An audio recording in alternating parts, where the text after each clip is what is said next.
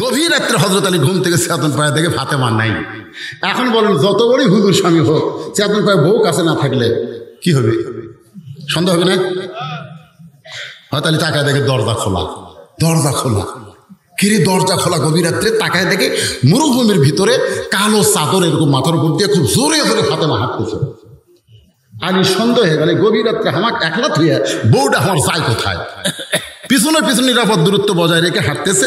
আল্লাহ নবী যেই ঘরে শুয়ে আছে ওই ঘরে জানলায় ফাতেমা চুপটি করে দাঁড়িয়ে বলে, বাবা মেহেরবানি করে একটু ঘরের দরজা খোলেন। সঙ্গে সঙ্গে নবী ঘরের দরজা খুলে দিলে ফাতেমা ঘরের মধ্যে যায়। আলী দৌড়ে গিয়ে জানলার কাছে কান লাগায়, দেখে আজকে বাপ মেয়ের মধ্যে কি গল্প হয়, আমার বিরুদ্ধে মনে হয় গল্প হবি। এর কান লাগায় আছে। রাসূল বলে, ফাতেমা ফাতেমা তুই একলা ঢুকলি কেন? আলীকেও নিয়ে আয়। আলী জানলার কাছে চমকে উঠছে, কে রে? আমি জানলার কাছে, এটা নবী কেমনে দান করে? ফাতেমা বলতেছেন, বাবা আপনি আনবার করে কেমনে আনবো? ঘুমের মধ্যে আছে। আপনি বলেন একটা ঘুমন্ত স্বামীকে আমি ফাতেমা যদি চেতন করে আপনার কাছে নিয়ে আসি, তার ঘুমের ক্ষতি হবে, আমার পাপ হবে। আমি আমার ঘুমন্ত স্বামীকে চেতন করতে পারিনি বাবা। গভীর রাত্রে আপনার কাছে আইছি, মেহেরবানি করে একটু বাতি জ্বালান। আল্লাহ নবী বলেন, বাতি জ্বালানোর কোনো দরকার নেই, কি বলবি বলে তাড়াতাড়ি যা। কারণ আলী যদি চেতন পায় তখন কি করবি? কারণ চেতন পাইলে কিন্তু আলী জানবার পারবে তুই তার কাছে নেই, তোরে সন্দেহ করবে মা, তোরে সন্দেহ করবে মা। ফাতেমা বলে, বাবা খবরদার এমন কথা বলবেন না। আল্লাহ আমাকে এমন একটা স্বামী দিয়েছে যে স্বামী কোনোদিন আমাকে সন্দেহ করবে। আপনারা বলেন তো আলী জানলা খাড়া হয়ে আছে, সন্দেহ করে না? যখন সন্দেহ করে না, যেই ফাতেমা কইছে আমার স্বামী কোনোদিন আমাকে সন্দেহ করবে না, তখনই হঠাৎ বুঝতেছে, আরে আমি আমার বউরে চিনতে পারিনি রে, যে বউ আমাকে এত বিশ্বাস করে আর আমি তার পাশে দৌড়াই। সুবহানাল্লাহ কবেন না? ফাতেমা বলে, বাবা একটু বাতি জ্বালান। সঙ্গে সঙ্গে নবী বাতি জ্বালাইয়া ফাতেমা কোনো কথা না বলে দুইটা হাত আল্লাহ নবীর সঙ্গে বাড়ায় দেয়। রাসূল বাতির আলোতে দেখতে পায় হাতের তালু আছে কিন্তু চামড়া নাই, দুইটা হাত গোস্তের টুকরার মতো লাল দেখতে পায়। ফাতেমা বলে, বাবা এর আগে বহু বলেছি কিন্তু কাম হয়নি বাবা, আজকে নিজের চোখে দেখেন এই দুইটা হাত দিয়ে কি আর আমি যাতা ঘুরাবার পারি বাবা? মেহেরবানি করে 3টা দিনের জন্য একটু খাবার দেন, যে খাবার আমার হাসান হুসাইন তার বাবা খাবে, তারা যেন বুঝতে না পারে আমি এত বিপদে রয়েছি। আল্লাহ রাসূল ঘরের কোনায় গিয়ে বলে, বাবু দুনিয়ার কত সুন্দর সুন্দর ধনী যুবক আমার ফাতেমাকে বিয়ে করবার চাইছিল, আপনি হা হু কিছুই কর না। আলীর আমার বিবি মেয়ের জন্য আপনি স্বামী হিসাবে কবুল করলেন, এখন আলীর সঙ্গে ঘর করে আমার মেয়েটা যে কত কষ্ট আছে আল্লাহ, যদি আমি শুধু নবী হইতাম তোমার কিছুই বলতাম না, কিন্তু একজন বাবা হওয়ার কারণে বড় কষ্ট হয়। সঙ্গে সঙ্গে ফাতেমা মাথায় ঘোমটা দিয়ে নবীর ঘর থেকে বাইরে যায়। রাসূল বলে, ফাতেমা বাইরে যাস কেন? ফাতেমা কান দিয়ে বলে, বাবা আপনার কাছে সাহায্য নিবে আইছি, তাই বলে আমার স্বামীর বিরুদ্ধে আপনি আল্লাহর কাছে বলবেন, এইটা শোনার জন্য আমি আসিনি বাবা। আপনি জানেন না বাবা, আল্লাহর পরে কাউকে যদি সেজদা দেওয়ার হুকুম থাকতো, আপনি বলেছেন স্বামীর পায়ে সেজদা করো। আমি সেদিন থেকে আল্লাহর পরে আমার স্বামীকে এত ভালোবাসি, আমার স্বামীর বিরুদ্ধে কিন্তু বললে আমি ফাতেমা আর সহ্য করতে পারি না। রাসূল বলে, তুই কে মা, তুই কে রে? আমি নবী হইয়াও তো তোর চিনতে পারলাম না। আল্লাহ বলে, হাবিব আপনি হলেন পুরুষের আদর্শ আর আপনার মেয়ে হলো নারীদের আদর্শ।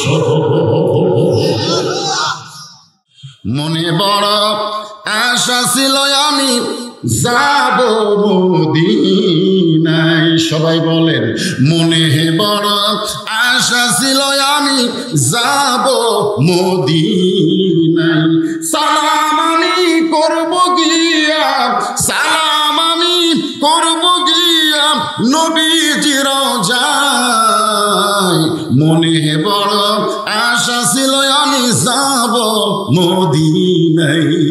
দুনিয়াতে উঠতে না পারলে কি হবে? মরার পরে আল্লাহ আমাদেরকে জান্নাতে উড়াবেন। সুবহানাল্লাহ।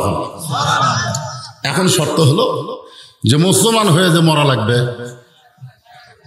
এখন মুসলমান হয়ে মরতে গেলে 1 নম্বর আমল হচ্ছে আত্তাকুল্লাহ, ভয় করতে হবে। কার? কোন সরকারের ভয় করা যাবে? কেউ যদি বলে আমার দল ক্ষমতায় আপনি নাউজুবিল্লাহ বলবেন। এই জন্যই বলবেন যে কোনো দল ক্ষমতায় নাই, সর্বসময় ক্ষমতায় আছে কে? তাবারাকাল্লাযী বিয়াদিহিল মুলক ওয়া হুয়া আলা কুল্লি শাইইন কাদির। গোটা পৃথিবীর রাজত্ব, কর্তৃত্ব, মালিকানা একমাত্র কার হাতে? সমস্ত ক্ষমতার মালিককে। এই বিশ্বাস যদি আমার কলিজায় থাকে, তাহলে আল্লাহ ছাড়া অন্য কারো ভয় থাকবে না। সামান্য একটা দৃষ্টান্ত শোনেন। অর্ধ পৃথিবীর খলিফা হযরত ওমর, নাম শুনছেন তো? এই আল্লাহর ভয় এটা কেমন, এটা দেখার জন্য তিনি ছদ্মবেশে মদিনার অলি গলি ঘুরতেছেন। হঠাৎ হযরত ওমর দেখতে পায় দুই পাহাড়ের মাঝখানে একটা গিরিপথ। জোরে কান কি পথ? গিরিপথ বোঝেন? দুই দিকে পাহাড়, মাঝখানে একটা সরু পথ। এই পথকে বলা হয় গিরিপথ। অর্ধ পৃথিবীর খলিফা ছদ্মবেশে ওই পথ দিয়ে ঘুরতেছে। হঠাৎ হযরত ওমর দেখতে পায় একটা সুন্দরী মেয়ে খুব ধীর গতিতে ওই নির্জন পথে একা একা হাঁটতেছে। কি মেয়ে? সুন্দরী। ধরে কাল কি মেয়ে? সুন্দরী। এই কারণেই বললাম যে একই গাছের কলা, এক গামলায় আছে চোঁচাওয়ালা, আর এক গামলায় ছিলা। আপনার বলুন তো এই দুই কলার মধ্যে সুন্দর কোনটা? চোঁচাওয়ালা না ছিলা? কথা কয় না, ছিলাটাই সুন্দর।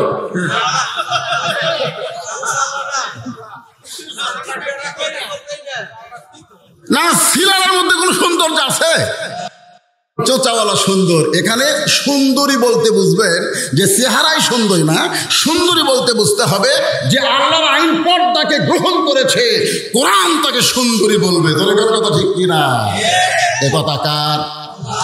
অকরণে ফি বুয়ুতিকুন্না ওয়ালা তাবাররাজনা তাবাররুজাল জাহিলিয়াতিল উলা। ওমর ফারুক মেয়েটাকে সুন্দরী দেখে আপাত মস্তক পর্দা দেখে সালাম দিলেন, আসসালামু আলাইকুম ইয়া উম্মি, আল্লাহ রহমত তোমার উপর বর্ষিত হোক আমার মা। ধরে কোন সুবহানাল্লাহ। মা রে মা। কারণ বোরকাওয়ালি পর্দানিশী নারীরা পুরুষের কাছ থেকে যে ভক্তি পায়, সে ভক্তির শব্দের নাম হলো মা। আর যাদের পর্দা নাই তারা কি পায়? আপা, না হয় ভাবি, না হয় ম্যাডাম। ম্যাডাম বোঝেন? কোনো জিনিস যখন ড্যাম হয়, ড্যাম ড্যাম ড্যাম বোঝেন না? জর্দার ড্যাম, বিড়ি ড্যাম, বিস্কুট ড্যাম, মেয়ে মানুষ ড্যাম, মেয়ে ড্যাম।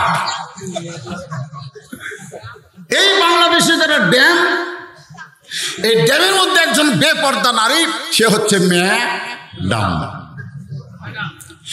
ওমর ফারুক সালাম দিয়ে বললেন, ইয়া উম্মি, রে আমার মা, এই নির্জন পথে একা একা চলতেছ, তোমার সামনেও কোনো মানুষ নাই, পিছনেও কোনো মানুষ নাই, তোমার অন্তরে কি ভয় ডর লাগতেছে না? মেয়েটা বলে, পথিক, তুমি কি হযরত উমরকে চেনো? সাল্লাল্লাহু আলাইহি ওয়াসাল্লাম। মেয়েটা উমরকে লক্ষ্য করে বলে, পথিক, তুমি কি হযরত উমরকে চিনো? যদি হযরত উমরকে চিনতে তাহলে এরকম বেসাইদা কথা বলতে না। উমর ফারুক চমকে গিয়ে বলে, মা, উমরকে চিনলে বেসাইদা কথা বলতাম না কেন?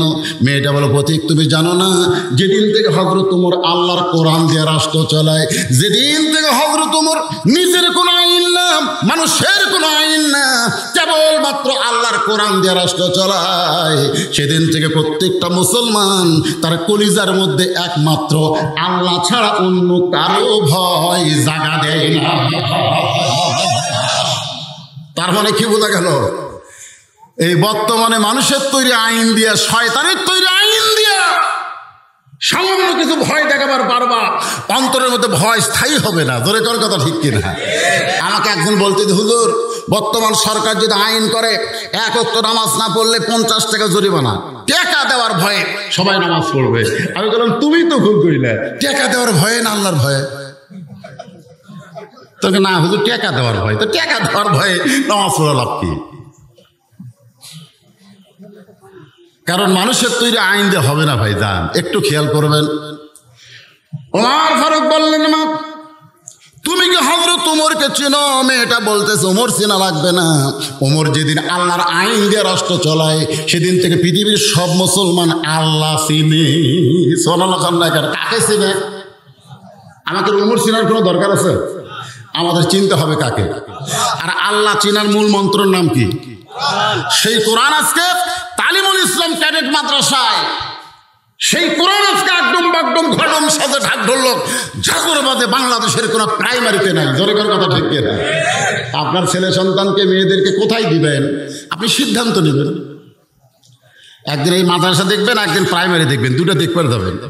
সকালবেলা দেখবেন প্রাইমারি ছেলেরা পেশাব করতেছে, মাদ্রাসার ছেলেরাও পেশাব করতেছে, কারণ দুটার পেশাব দেখবেন। তো দুটার পেশাব দুই রকম না একরকম? এই কথা কয় না, কয় রকম? একরকম না দুই রকম?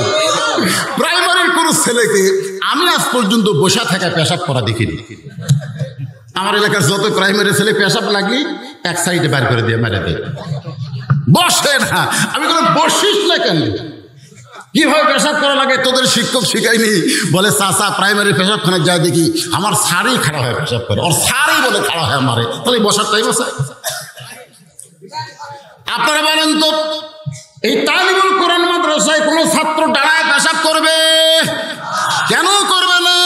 কারণ কিভাবে পেশাব করা লাগে ওস্তাদ তাদের শিক্ষা দিয়েছে। কারণ যেই কোরআনটা তারা তালিম নিবে, এই কোরআনটা ধরবার গেলে আল্লাহ অর্ডার দিয়েছে লা ইয়ামাসসুহু ইল্লাল মুতাহহারুন, ততক্ষণ পর্যন্ত তোমরা কোরআন শরীফ স্পর্শ করতে পারবে না যতক্ষণ পর্যন্ত তোমরা পবিত্র না হবে। যেই কোরআন পড়তে গেলে স্পর্শ করতে গেলে পবিত্র হতে হয়, সেই কোরআন দিয়ে যদি বাংলাদেশ চলে, বাংলার মানুষ কেমন হবে? কেমন ভালো হবে? আমরা তো জানি না। ওয়াজ করলেই দু একজন নাক শিক্ষায় কে আর কি কোনো লাভ নেই। 13 বছর নবী মক্কায় ওয়াজ করেছে, মুসলমান হয়েছে মাত্র 320 জন। ওয়াজ বাদ দিয়ে যখন হিজরত করে মদিনায় গেছে, 8 বছরে 10,000 মুসলমান নিয়ে মক্কা বিজয় হয়ে গেছে। আমাদের বাংলাদেশে মক্কার ইসলাম চলতেছে। আল্লাহ রাসূল কয় আল্লাহ মক্কায় মুসলমান হয় না, মদিনার সমানে মুসলমান হয়।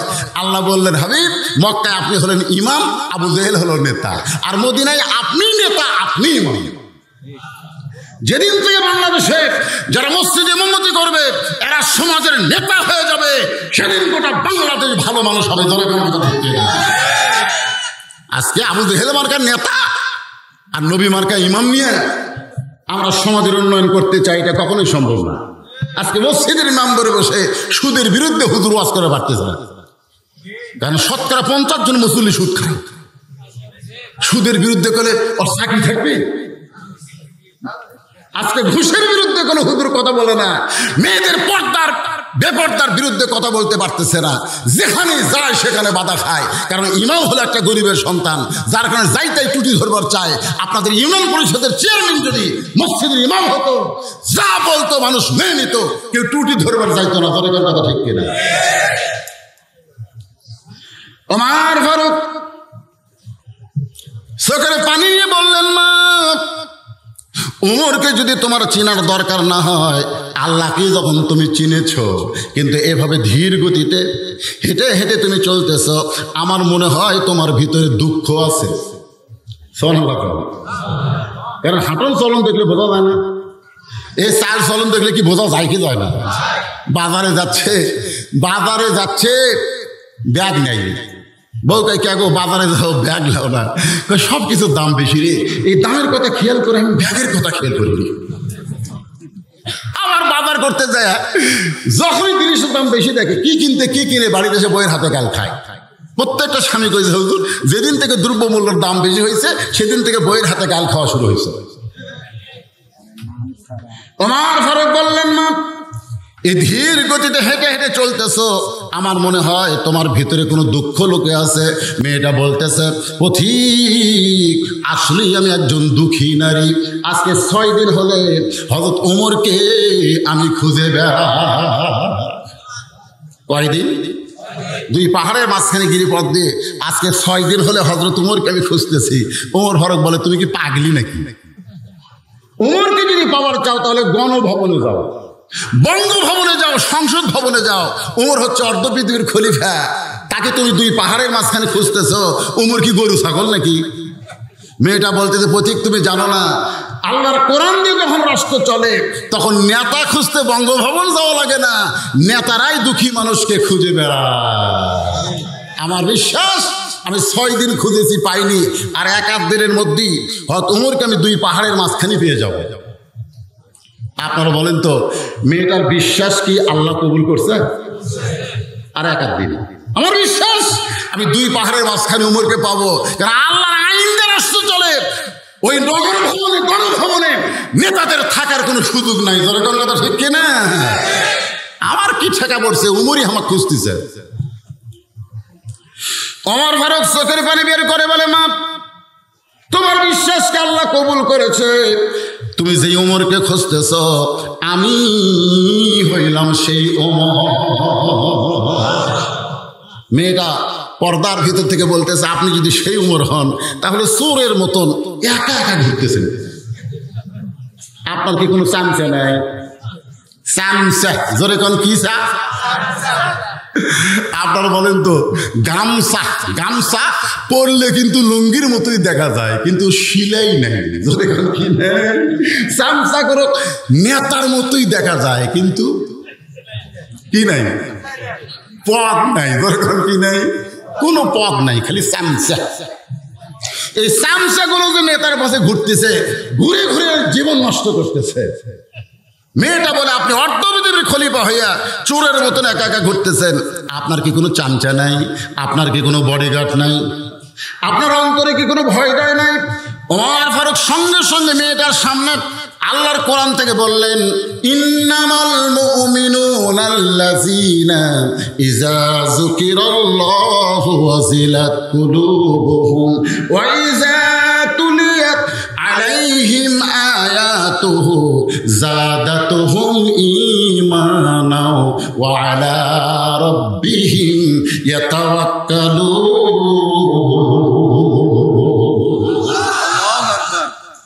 আল্লাহর আইনে যখন রাষ্ট্র চলবে তখন মুসলমানের কোনো বডিগার্ড লাগবে না, পুলিশ লাগবে না, র‍্যাব লাগবে না। মুসলমানকে সঙ্গে হেফাজত করবে কে? আরো জোরে বলেন কে? আপনি বলেন তো, ওমর ফারুককে কোনো ইহুদি হত্যা করে নাই, কোনো খ্রিস্টান হত্যা করে নাই, কোনো কাফের হত্যা করে নাই। ওসমান গনিকে কোনো ইহুদি হত্যা করে নাই, কোনো খ্রিস্টান কোনো কাফের হত্যা করে নাই। হযরত আলীকে কোনো ইহুদি হত্যা করে নাই, কোনো কাফের করে নাই, কোনো খ্রিস্টান করে নাই। এই 3 জন খলিফাকে হত্যা করেছে মুসলমানের মধ্যে মুসলমান নামের মুনাফিক। মুনাফিক ছিলেন। মুনাফিকের জায়গা হবে জাহান্নামের সবচাইতে দিছে। আল্লাহ রাসূল বললেন, জাহান্নামের উপরে কাফির বেঈমানেরা পেশাব পায়খানা করবে, আর মুনাফিক তলে থেকে ওটা খাবি। তো সাহাবারা বলে, ইয়া রাসূলুল্লাহ, এই জঘন্য মুনাফিকেরা কোন দলের মধ্যে? আল্লাহ রাসূল বললেন, এই মুনাফিকের আবাদ হবে মুসলমানের ভিতরে। বর্তমানে গোটা পৃথিবীতে যত মুসলিম কান্ট্রি আছে, মুনাফিকের 1 নম্বর দেশের নাম হলো, কথা কয় না, কথা কয় না, সৌদি আরব। আরে নিজের আঙ্গুল দিয়ে দেখাচ্ছে। শোনেন, বাংলাদেশের মানুষ কি হয় মুনাফিক হলো, এই যে দেখতেছেন হুজুর, এই জায়গা হচ্ছে আমার, ওই সাইডে যা দেখতেছেন ওটা হলো আমার বাপের, ওই সাইডে আমার বড় ভাইয়ের, পিছন দিকে যা আছে আমাকে আত্মীয় স্বজনের, এ জায়গা পাও দেওয়ার কারো জায়গা নেই। তখন একজন বলতে, সবই যদি তোমাকে হয় তা আল্লাহর। তখন বলে, আল্লাহ দেখতে গেলে 2 মিনিট হাঁটা লাগবে। ফেরেশতাকে আল্লাহ এটা কোন দেশ? আল্লাহ বলে, দেখ তো মুনাফিক কি দেখায়। যা মসজিদের কাছে গিয়ে বলতেছে, এখানে আল্লাহর কিছু ছিল না, আমার চাচা এই 10 শতক আল্লাহ দান করছে, আর আমরা টাকা পয়সা দিয়ে আল্লাহ ঘর বানিয়ে দিছি। ফেরেশতাকে, আল্লাহ এই দেশের নাম কি? যেই দেশে তোমার কিছুই নাই, ওর চাচা জায়গা দিলে তোমার ঘর হয়, এই দেশের নাম কি? আল্লাহ বলতেছে, ওই দেশই হলো বর্তমানে মুনাফিকের 1 নম্বর দেশ। জোরে জোরে কয় নম্বর দেশ? কথা পায় না, কথা পায় না, কথা বলতে কি ইয়ে হচ্ছে? বলেন, তওবা করব। মুনাফিকরা তওবা করলে আল্লাহ মাফ করে দিবে। জোরে করে সুবহানাল্লাহ।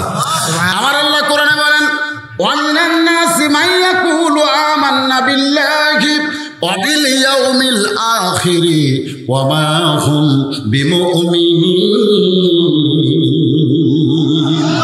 ওমর ফারুক বলতেছেন, মা কি দুঃখ তোমার মনে, যেই দুঃখ নিয়ে 6 দিন হলে তুমি আমারে খুঁজতেছ। মেয়েটা বলতেছে, আমিরুল মুমিনিন, আমার জীবন সার্থক হয়ে গেল। সুবহানাল্লাহ। 7 দিনের মধ্যেই আপনাকে পেয়ে যাব, কিন্তু 6 দিনের মধ্যেই যখন পেয়ে গেলাম আমার জীবন সার্থক হয়ে গেল। ইয়া আমিরাল মুমিনিন, ওমর ফারুক বলে, মা তুমি কি দুঃখ নিয়ে আমারে খুঁজতেছো, সেই দুঃখের কথাটা বলো। মেয়েটা বলতেছে, আমার জীবনের সবচাইতে বড় দুঃখ হলো আমি 6 বছর বয়সে ঈমান গ্রহণ করেছি। আমার জীবনের সবচাইতে বড় দুঃখ হলো ইয়া আইয়ুহাল্লাযীনা আমানু, 6 বছর বয়সে ঈমান গ্রহণ করেছি, ঈমানের কলেমা পড়েছি, এই কথা কিন্তু বলে নাই। ঈমান গ্রহণ করেছি, একটা হলো কলেমা পড়া আর একটা হলো কলেমা গ্রহণ করা। এই বাংলাদেশের সব আলেমের কিন্তু দুঃখ নাই, সব আলেমের কষ্ট নাই, কিন্তু যারা কোরআন পড়েছে, কোরআন মোতাবেক হক তাফসীর করে, তাদেরকে হ্যান্ডকাপ লাগায়া লাগায়া জেলখানার মধ্যে ঢুকাইতেছে। কথা বল না কেন, কথা বল না কেন? সব আলেমের কোনো অসুবিধা আছে? আমাদের মতন তেল তালারা কোনো টেনশন নাই। আমির হামজার মতন বক্তা বাইরে থাকবো, মামুনুল হকের মতন বক্তা বাইরে থাকবা, আল্লামা সাইদি হুজুরের মতন বক্তা তুমি বাইরে থাকবা, সেই সুযোগ বাংলাদেশে নাই। তোমাদের মতন যারা কোরআনের হক কথা হক তাফসীর করে, তাদেরকে ভিতরে ঢুকানো লাগবে। ধরে কথা কথা বল, ঠিক কিনা? কথা বল না কেন, কথা বলে। একটু মনোযোগ দিয়ে শুনবেন। মেয়েটা বলতে 6 বছর বয়সে ঈমান গ্রহণ করেছি। ঈমান গ্রহণ করার অপরাধে 12 বছর আমাকে জেলখানায় বন্দি জীবন কাটাতে হয়েছে। সকালবেলা 3টা করে চাবুক মারছে, বিকেলবেলা 3টা করে চাবুক মারছে। আমার দেহের এমন কোনো জায়গা নাই যে জায়গায় চাবুকের আঘাত লাগে নাই। ইয়া আমিরাল মুমিনিন, আপনি যখন রোম পারস্য দখল করলেন, তখন আপনি ঘোষণা করে দিলেন মুসলমান কোনো রাষ্ট্র যখন দখল করবে, ওই রাষ্ট্র তখন আল্লাহর কোরআন আইন অনুযায়ী চলবে। আর আল্লাহর কোরআন দিয়ে যখন কোনো রাষ্ট্র চলবে, ওই রাষ্ট্রে কোনো জেলখানার দরকার হবে। আপনি জেলখানার দরজা মুক্ত করে দিলেন। 12 বছর জেল খেটে আমি জেল থেকে যখন বের হলাম, আমি যাব কোথায়? আমার বাবা খ্রিস্টান, দাদা খ্রিস্টান, মা খ্রিস্টান, গোষ্ঠী শুদ্ধ খ্রিস্টান। আমি একজন মুমিনা নারী হয়ে খ্রিস্টানদের দেশে না গিয়ে এই মদিনার অলিগলি ঘুরতেছি। যদি আপনার দেখা পাই, তাহলে আপনার কাছে এই দুঃখী নারী একটু আশ্রয় চায়। সোনালারাও বলেন না, খুব পশা লাগে, সোনালা কত পশা লাগে। একবার কবেন জান্নাতের মধ্যে আল্লাহ আপনাকে একটা গাছ দিয়ে দিল। এটা কি গাছ রে? ইউক্যালিপটাস। যে গাছের ছায়া অতিক্রম করতে একটা তেজস্বী ঘোড়ার 500 বছর লাগবে। আরো জোরে গান সুবহানাল্লাহ। বিশ্বাস হয় না? আল্লাহ রাসূল বলেছেন 3টা তাসবিহ, 3টা তাসবিহ আমার যে উম্মতের জবান থেকে প্রকাশ পায়, সে যত বড়ই পাপী হোক, মরার সময় সে মুসলমান হয়ে মৃত্যুবরণ করবে। সাহাবীরা তো আশ্চর্য হয়ে বললেন, ইয়া রাসূলুল্লাহ, সে যত বড় পাপী হোক। রাসূল বললেন, পাপী হলেও মৃত্যুর আগে আল্লাহ তাকে ঈমান নসিব করে দিবে। বলেন হুজুর, জীবন থাকতে এই 3টা তাসবিহ বলার সময় আমরা মুখ বন্ধ রাখবো না। আল্লাহ নবী বলেন, 1 নম্বর সুবহানাল্লাহ, 2 নম্বর আলহামদুলিল্লাহ, আর 3 নম্বর হলো আল্লাহু আকবার। আপনারা বলেন তো, আওয়ামী লীগের মধ্যে সুবহানাল্লাহ আছে না নাই?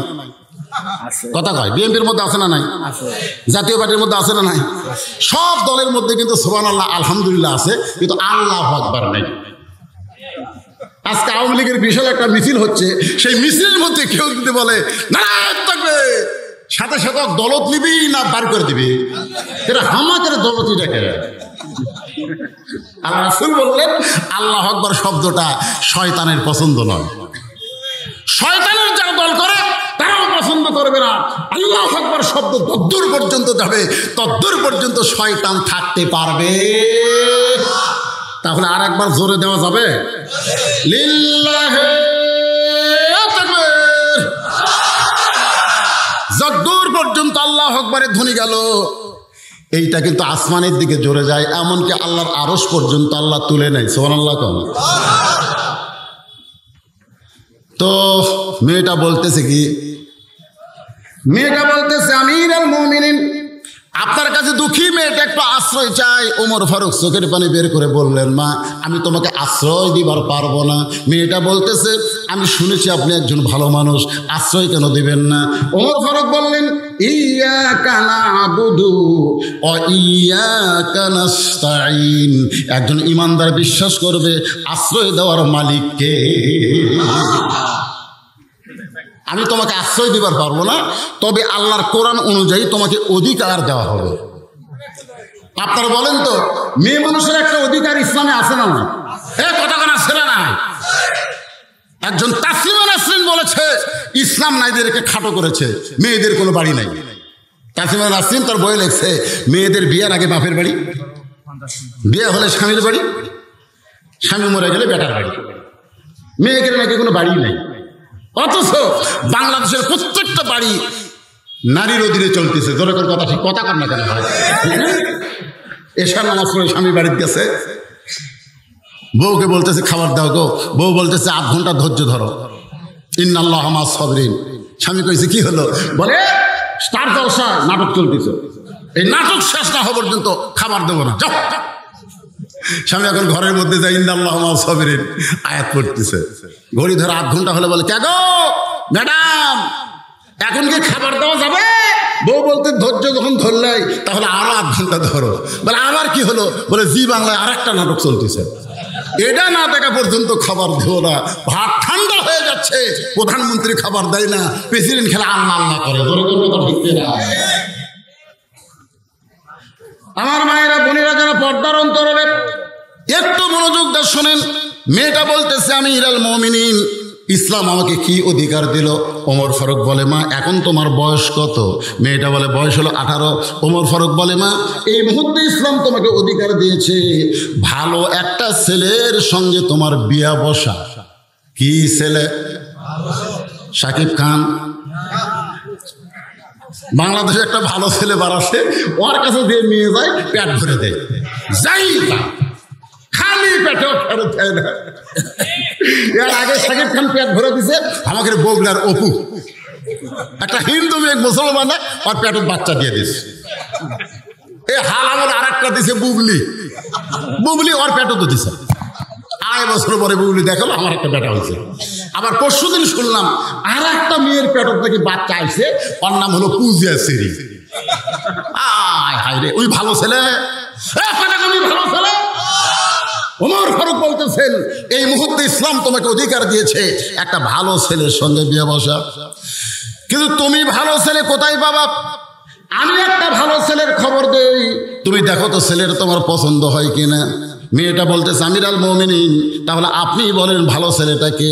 বলে ছেলেটার নাম হলো আব্দুল্লাহ। ছেলেটার নাম হলো আব্দুল্লাহ, বাবার নাম হলো ওমর। ছেলেটার যোগ্যতা হলো 6 লক্ষ হাদিসের হাফেজ, লম্বায় হলো 6 ফুট 2 ইঞ্চি, গায়ের রং ফর্সা, মারভিলাস চেহারা। ধরে কর সুবহানাল্লাহ। মেয়েটা বলতেছে, আপনি যেভাবে ছেলের পরিচয় দিলেন মনে হয় ছেলেটা আপনারই সন্তান। ওমর ফারুক বললেন, আমি তো বলছি আব্দুল্লাহ, বাপের নাম 6 লক্ষ হাদিসের হাফেজ। মেয়েটা বলতেছে, আমিরুল মুমিনিন, আপনি কিন্তু বলেছেন ভালো একটা ছেলের সঙ্গে বিয়ে বসার অধিকার ইসলাম আমাকে দিয়েছে, আপনি বলেন তো এ আব্দুল্লাহ কি সবচাইতে ভালো ছেলে? ওমর ফারুক বলে, মা আমার চোখে আব্দুল্লাহর চাইতে ভালো ছেলে নাই। আব্দুল্লাহ হলেন পৃথিবীর সবচাইতে যোগ্যতাপূর্ণ, সুন্দর এবং ভালো ছেলে। মেয়েটা বলতেছে, আমিরুল মুমিনিন, আপনার ছেলে বলে আপনি বলতেছেন, কিন্তু আমার কাছে এমন একটা ছেলের খবর আছে, আমি যদি তার পরিচয় দেই আপনি একটু দেখবেন সেই ছেলে ভালো না আপনার আব্দুল্লাহ ভালো।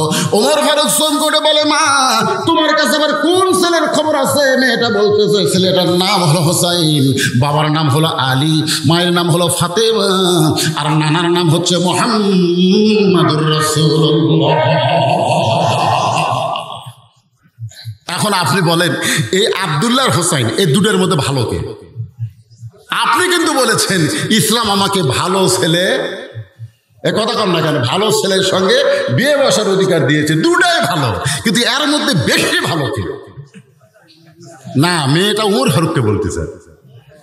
ওমর ফারুক তখন বললেন, সাইদুস শাবাবে আহলুল জান্নাহ, সাইয়্যিদুস শাবাবে, কথাটা খেয়াল করবেন, সাইয়্যিদুস শাবাবে আহলুল জান্নাহ হাসান ও হুসাইন রাদিয়াল্লাহু তাআলা আনহুমা। জান্নাতি সমস্ত যুবকদের সর্দার হবে হাসান এবং হুসাইন। হাসান হোসেনের চেয়ে ভালো সন্তান এই পৃথিবীতে আর কেউ নাই। তাহলে তোমরা যুবকেরা যদি বলো আমরা জান্নাতে যাব, আমাদের নেতা হবে হাসান হোসাইন, তাহলে হাসান হোসেনের চরিত্রের সাথে তোমাদের চরিত্রের মিল করা দরকার আছে না নাই? দরকার আছে না নাই? আপনার বলেন তো, হোসেন কি বাতিলের সঙ্গে আপোষ করছে? কতক্ষণ আপোষ করছে? নিজের জীবন দিয়েও কিন্তু বাতিলের বিরুদ্ধে লড়াই করেছে। ওই কারবালার প্রান্তরে দেহ আছে কিন্তু মস্তক বিচ্ছিন্ন হয়ে গেছে।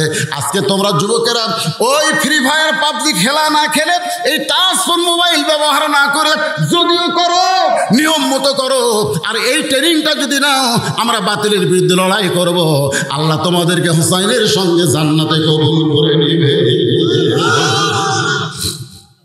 ফেরে যুবক মেয়েটা বলতেছে, এখন চিন্তা করে দেখেন, ভালো ছেলে হলে কোনটা হলে হয়? ওমর ফারুক বুঝবার পারছে যে আমার ভাগ্যে নাই এইরকম মেয়ে, আমার বেটার বউ। ধরে কোন কি বউ? বেটার বউ কিন্তু একটা ভাগ্যের ব্যাপার ভাই রে। আজকে অনেকে বেটার বউ আর বউ মা কয় না। বহু মুরব্বীকে বলছি বেটার বিয়ে করাছে, করাইছি শুধু দুটা, তাহলে মাশাআল্লাহ দুটা বউ মাকে নাউজুবিল্লাহ। কিসের বউ মা? বউ দজ্জা।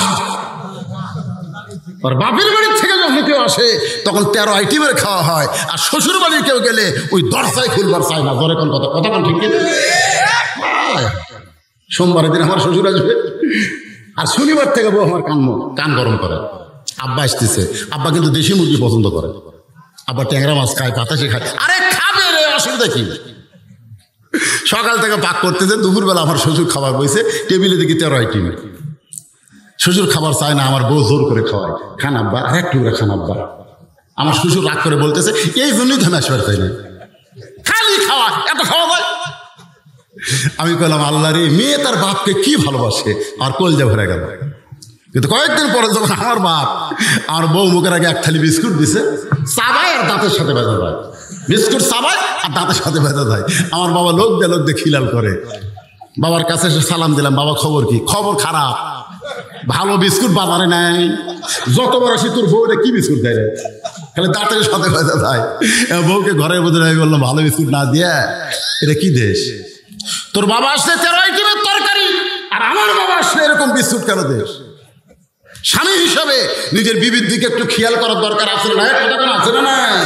আদম আলাইহিস সালাম খেয়াল না করার কারণে হাওয়া গন্ধম খাচ্ছে, খেয়াল না করার কারণে আদমকে শরবত করে হাওয়ারে খাওয়াইছে।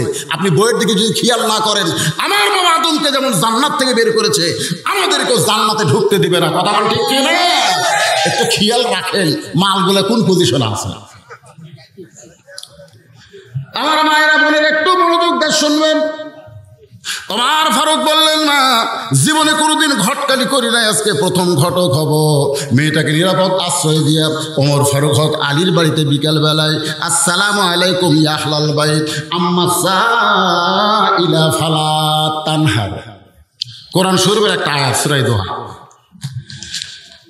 হক আলী দরজা খুলি, ওয়া আলাইকুম আসসালাম ইয়া আমিরাল মুমিনিন, এই ফকিরের আয়াত কেন তেলাওয়াত করলেন?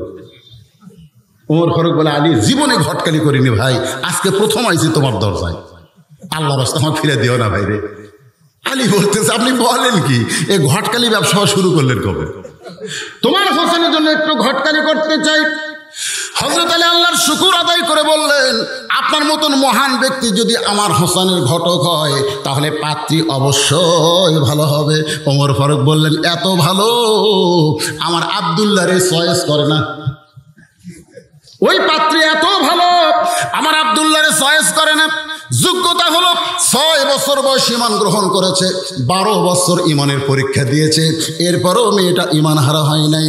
আলী কান্দার বলে, এমন একটা মেয়ে যদি হোসেনের বউ হয়, তাহলে আল্লাহ আমাকে একটা বৌমা উপহার দিবে।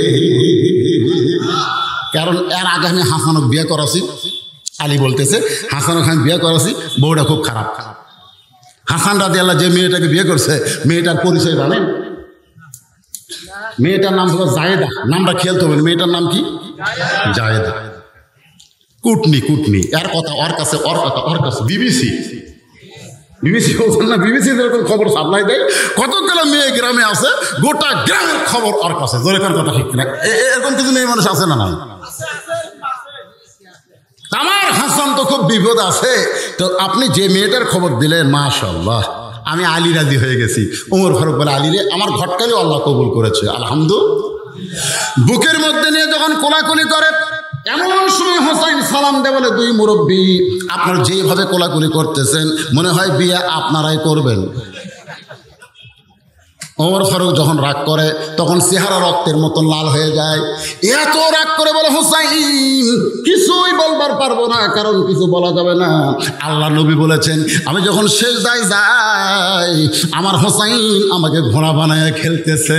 আমি নবী একটু বিরক্ত হয়ে হোসাইনকে পিঠ থেকে যখন নামাবার চাইছি, আল্লাহ বলে, হাবিব হোসাইনকে পিঠ থেকে নামাবেন না, আমি আল্লাহ হোসাইনকে এত ভালোবাসি, আপনারা ঘোড়া বানাইছে আমি আল্লাহ দেখতেছি।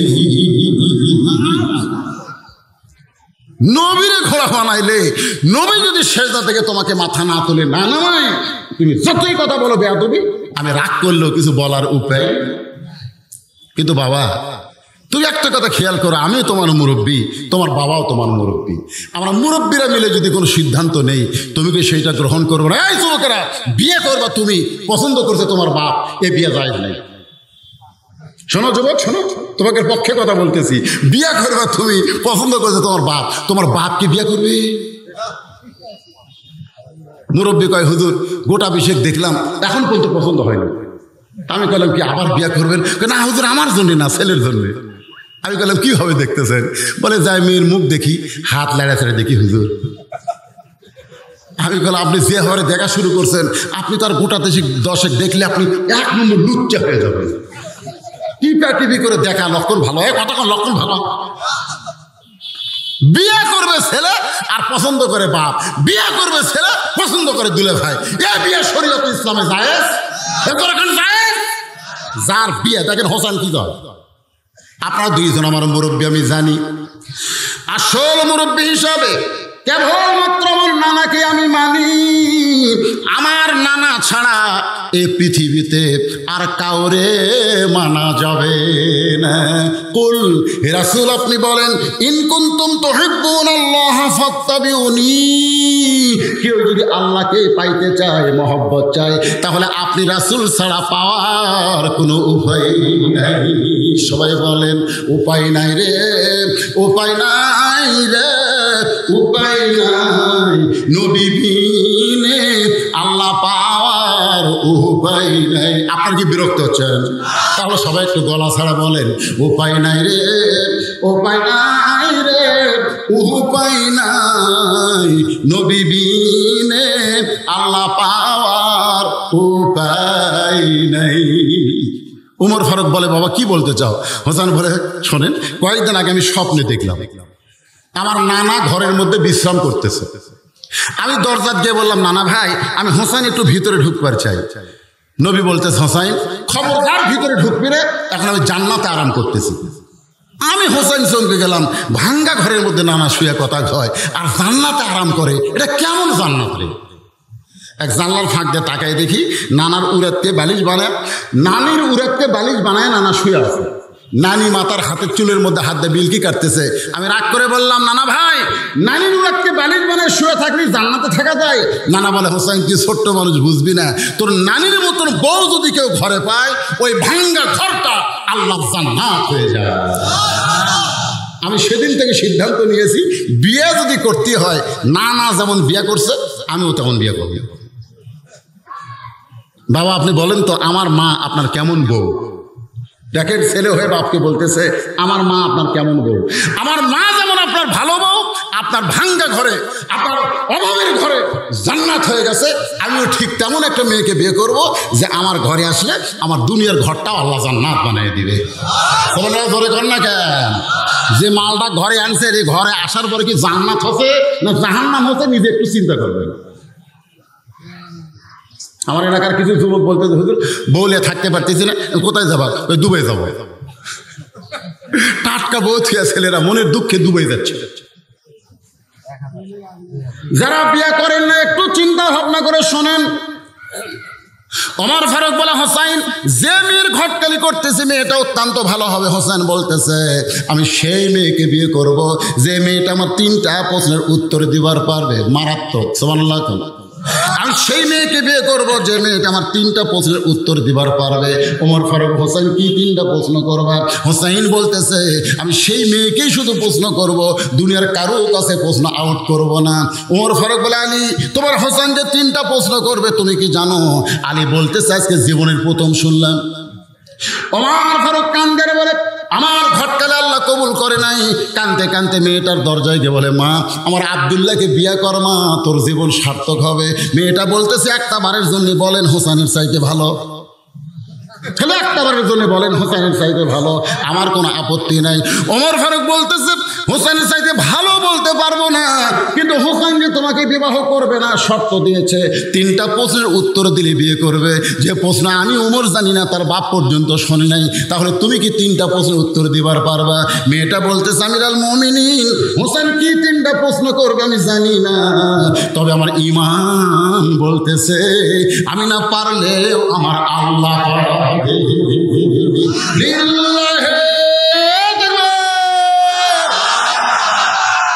অনেকে বলতে হুজুর যত ওয়াজ করে 23 সালে আবার আওয়ামী লীগ ক্ষমতায়, যত ওয়াজ করে যেভাবে হোক ক্ষমতায় আসবে।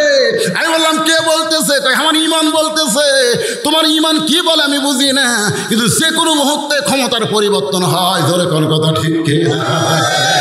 কারণ 9টার সময় কইছে, আমার বাড়ি আমার ঘর হামাক নামাইকে কয়তালা? 4 তালা। 1.5 লাখ টাকার খাট, 12,000 টাকার গম কম্বল গাও দিয়ে পৌষ মাসের মাঘ মাসে আমার বাসা আমার ঘর হামাক নামাইকে।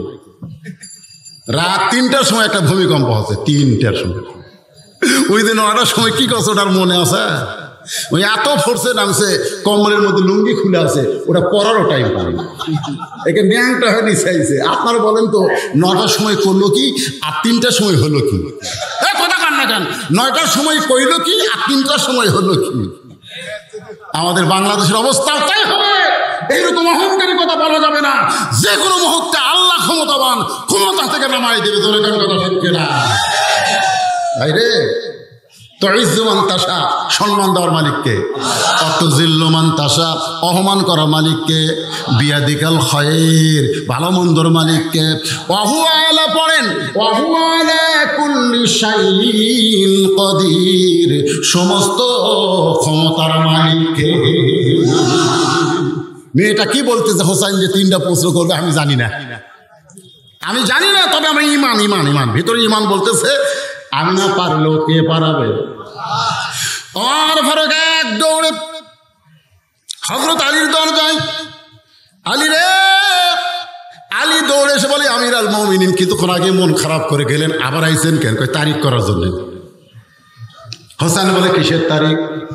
ওমর ফারুক বলে, বিয়ার তারিখ না, বিয়ার তারিখ না, তুমি যে 3টা প্রশ্ন করবা আমি এটা উত্তর দিবার পারবে কি পারবে না তার তারিখ। আলী খানদার বলে, যে প্রশ্ন আপনি জানেন না আমিও জানি না, সেই প্রশ্নের উত্তর মেয়েটা কেমনি দিবে? ওমর বলে, আলী মেয়েটা ঈমানের বলে বলিয়ান হয়ে এমন কথা বলেছে, আমার বিশ্বাস মেয়েটার সঙ্গে আমার আল্লাহ রয়েছে। ওয়া মাকুম আইনামা কুনতুম, বান্দা বান্দি তুমি ঈমান নিয়ে যেখানেই থাকো, কেউ তোমার কাছে না থাকলেও তোমার আল্লাহ তোমার সঙ্গে রয়েছে। দরকার কথা ঠিক না? আপনি মনে করছেন আমার কেউ নাই, কেউ নেই? এমনভাবে 5 ভাঙ্গা থেকে আপনি আসতেছেন, অটো ভ্যান নাই, রাত 11টা, আপনার বাড়ি হচ্ছে এই যে আপনি কি কসম মণ্ডল পাড়া, ওই রাস্তা। আল্লাহ আল্লাহ আল্লাহ আল্লাহ, মানে অটো ভ্যানও নাই, ভ্যানও নাই, কোনো মানুষ হলো। যখন একটু বেশি অন্ধকার হয়, যেখানে একটু বিলাই শশা, আল্লাহ এক মুহূর্ত মুকুট থেকে আল্লাহ সরাইনি, বাড়ির দরজার কাছে এসে ডাক দিচ্ছে, রহিমার মাও, বউ ডাকতেছে, রহিমার মা, রহিমার মাও। ওই সময় দরজা খুলে দিয়ে ঘরের মধ্যে যেই ঢুকছে তখন কই, বাঁচলাম রে, বাঁচলাম রে। বউকে কি হয়েছিল? ওই বিপদে পড়ছিলাম গো, হায় হায়, মনে হয় ওই বাড়ি পর্যন্ত আসতে পারি না। আল্লাহ কয় পাগলা, তুই যখনই বাড়ি ঢুকলি তখনই বিপদে পড়লি, এতক্ষণ তোর সঙ্গে কেউ ছিল না, আমি আল্লাহ ছিলাম। ইয়া আইয়ুহাল ইনসান মা গররাকা বিরাব্বিকাল কারীম, মানুষ কিসের মায়ায় পড়ে, কিসের ধোকায় পড়ে তোমাদের আপন আল্লাহকে তোমরা ভুলে যাও। যখন তোমার কেউ ছিল না, সবাই বলেন, যখন তোমার কেউ ছিল না তখন ছিলাম আমি, আবার যখন তোমার কেউ থাকবে না তখন রব আমি। তিনি কে? জবান খুলে মহব্বত করে বলেন তিনি কে? নির্দিষ্ট তারিখ মোতাবেক একটু মনোযোগ দিয়ে শোনেন রে যুবকেরা, যারা দাঁড়িয়ে আছেন ভাই, কষ্ট হলেও কি করবেন, একটু মনোযোগ দিয়ে শোনেন। ডান পাশে হযরত ওমর বসে গেছে, বাম পাশে হযরত আলী বসেছে, মাঝখানে হোসাইন, সামনে একটা চাদর দেওয়া হয়েছে, আর চাদরের ওই পারে ওই 18 বছরের যৌবনা মেয়েটাকে বসানো হয়েছে। এখন আপনাদের কাছে আমার প্রশ্ন হলো, ডান পাশে যিনি বসেছেন তার নাম কি? মনে থাকা লাগবে, নাম কি? বাম পাশে যিনি বসেছেন তার নাম হলো হযরত আলী, আর মাঝখানে যিনি বসেছেন তার নাম হলো হোসাইন। সামনে একটা চাদর দেওয়া হয়েছে, চাদরের ওই পারে যে মেয়েটাকে বসানো হলো সেই মেয়েটা হলো 18 বছরের যৌবনা। এখন যদি বাংলার মুসলমানকে বলা হয় সামনে চাদর দেওয়ার কারণ কি, কথা কয় না? ওই যে ঢাকা ভার্সিটিতে কতগুলো মেয়ে মানুষ, কতগুলো মেয়ে ভার্সিটির ছাত্রী, এভাবে দেখেন, আমার দিকে দেখেন, গোটা গাওয়াত কাপড় নাই, অন্য এরকম বগল কাটা, যেরকম কি কাটা। তো সাংবাদিকরা বলতেছে আপনারা মেয়ে মানুষ এরকম পোশাক পরছেন কেন? তখন বলে পোশাকের স্বাধীনতা দেওয়া লাগবে, পোশাকের স্বাধীনতা দেওয়া লাগবে। আমার দাদি নানিরা বগল কাটা হাতকা পড়ছে, শাড়ি পরছে, তা আমরা পড়তে পারি না। আরে তোর দাদি নানি কি ভার্সিটি গেছে? বেহায়া ব্যবসা ইডেন কলেজে ধরা পড়ছে, যেরকম কথা ঠিক, কথা কর না কেন, কথা কর না কেন? আমার মায়েরা বোনের একটু মনোযোগ দিয়ে শোনেন। সামনে চাদর দেওয়ার কারণ হলো পর্দা। অথচ বাংলাদেশের একজন নাম করা গায়িকা বেগম মমতাজ বলেছেন, ওরে শরীয়তের মৌলানা চোখ দুইটা করলা কানা, মনের পর্দা বড় পর্দা তোমরা খুঁজা পাইলা না, শরীয়তে মানে না। আপনারা বলেন তো মনের পর্দা পর্দা না পর্দা আল্লাহর হুকুম? সবাই জবান খুলে বলেন, মনের পর্দা যদি পর্দা হতো, ওমর ফারুকের মন ভালো না খারাপ, হোসেনের মন ভালো না খারাপ, আলীর মন ভালো না খারাপ, তারপরেও সামনে চাদর দিয়ে বুঝাইছেন মনের পর্দা পর্দা না, পর্দা হলো আমার আল্লাহর আইন। আজকে নারীদেরকে যদি আপনি সুন্দর করে রাখতে চান তাহলে পর্দার আইন সমাজে চালু করার দরকার আছে না নাই? আমার মা বোনদেরকে যদি ভালো রাখতে চান সামাজিকভাবে পর্দার বিধান আপনারা চালু করবেন। সমাজে না পারলে আপনি বাড়ির থেকে শুরু করে দেন, আপনার বাড়ি থেকে শুরু করেন। আপনার অধীনে যে সমস্ত মেয়েরা আছে এই মেয়েদেরকে আপনি পর্দায় রাখেন। আর দায়ুসু লা ইয়াদখুল জান্নাহ, লা ইয়াদখুল মানে কখনোই জান্নাতে প্রবেশ করবে না। দাউস সাহাবারা বলেন দায়ুস কোন নারী? রাসূল বলেন দায়ুস কোন নারী না, দায়ুস হলো ওই সকল পুরুষ মানুষ যাদের অধীনে নারীরা পর্দা করে না। ওমর ফারুক বলেন হোসাইন এখন তুমি প্রশ্ন শুরু করো। প্রশ্ন কয়টা? হোসাইন দাঁড়িয়ে বলতেছে, রে মেয়ে, আপনারা একটু মনোযোগ দেন, রে মেয়ে, একলা একলা বসে আছো, তাই বলে মনে করো না তুমি একলা হয়ে গেছো, বরং আমি হোসাইন বড় একলা হয়ে গেছি। ওমর ফারুক বলতেছে, বাবান কি ভুল বকতেছে, তোমার ডান পাশে আমি বসে আছি, বাম পাশে তোমার বাবা বসে আছে, তুমি একলা কেমনে হলে? হোসাইন বলতেছে, রে মেয়ে, আমার দুই পাশে দুইজন মহামানব দেহ নিয়ে বসে আছে, কিন্তু দেহ নিয়ে বসে থাকলে কি হবে? এই দুইজন মহামানব মনে মনে তোমার পক্ষ নিয়েছে। আপনারা বলেন তো উমর ফারুক কার পক্ষে? আলী কার পক্ষে? কিন্তু বসে আছে কোন পক্ষে? এটা কি নিরপেক্ষ? আজকে নির্বাচন কমিশনার তত্ত্বাবধায়ক সরকার না দিয়ে নির্বাচন কমিশনার নিরপেক্ষ নির্বাচন করবে, নিরপেক্ষ তো করবেই না। এই কমিশনার মনে মনে একটা দলের পক্ষ নিছে, বসে আছে সিয়ারত, কিন্তু মনে মনে মারাত্মক কথা। আমি তো কোরআন শরীফ পড়ে দেখলাম ভাই, আমার আল্লাহ নিরপেক্ষ না। আল্লাহ যদি নিরপেক্ষ হতো তাহলে কেন বললেন আমাইয়াবতাগি গায়রাল ইসলামা দীনান ফালা ইকবালা মিনহু? আল্লাহ কেন বললেন ইসলাম ছাড়া অন্য কোনো ধর্ম গ্রহণ করলে আমি আল্লাহ সেটা কবুল করব না? এ কথার দ্বারা বোঝা গেল আমার আল্লাহ নিরপেক্ষ নয়, আমার আল্লাহ হলো মুসলমানের পক্ষে। ধরে তবে একটা সুন্দর কথা যে 50 বছর পরে এবছর বাংলাদেশে একটা নিরপেক্ষ চেয়ারম্যান পাওয়া গেছে। স্বাধীনতার পরে কোনো নিরপেক্ষ চেয়ারম্যান পাওয়া যায়নি। এই বছর একটা পাওয়া গেছে, একটা হিজড়া চেয়ারম্যান হচ্ছে। যেরকম কি চেয়ারম্যান কথা কয় না কেন? আমি গত চেয়ারম্যান ইলেকশনের আগে আপনাকে এলাকায় দিনে একটা মাহফিল করছিলাম, মনে আছে আপনাদের? পাশে একটা দিনে মাহফিল করছিলাম না?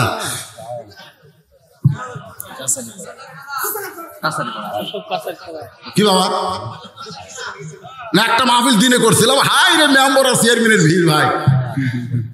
ভোটের আগ দিয়ে আমি সেদিনই বক্তব্য দিতে পারি নাই, কারণ তো নির্বাচন হয়েছিল না। 50 বছর পরে আল্লাহর কি রহমত, বাংলাদেশে একটা নিরপেক্ষ চেয়ারম্যান পাওয়া গেছে। ওই পুরুষ না, এইটা হলো নিরপেক্ষ। কি ভাবতেছেন? ওমর ফারুক বলা হোসেন, তাহলে এখন প্রশ্ন শুরু করো। বিসমিল্লাহির রহমানির রহিম। হোসেন বলতেছে, রে মেয়ে, আমার 1 নম্বর প্রশ্ন হলো, আমার মাকে তুমি জানো? হয়তো আমি চুপ করছে, হয়তো আমি চুপ করছে, কিন্তু আমি বেটার সাথে আছি। আর বেটা বাপের কথা না কয়ে মায়ের কথা কয়।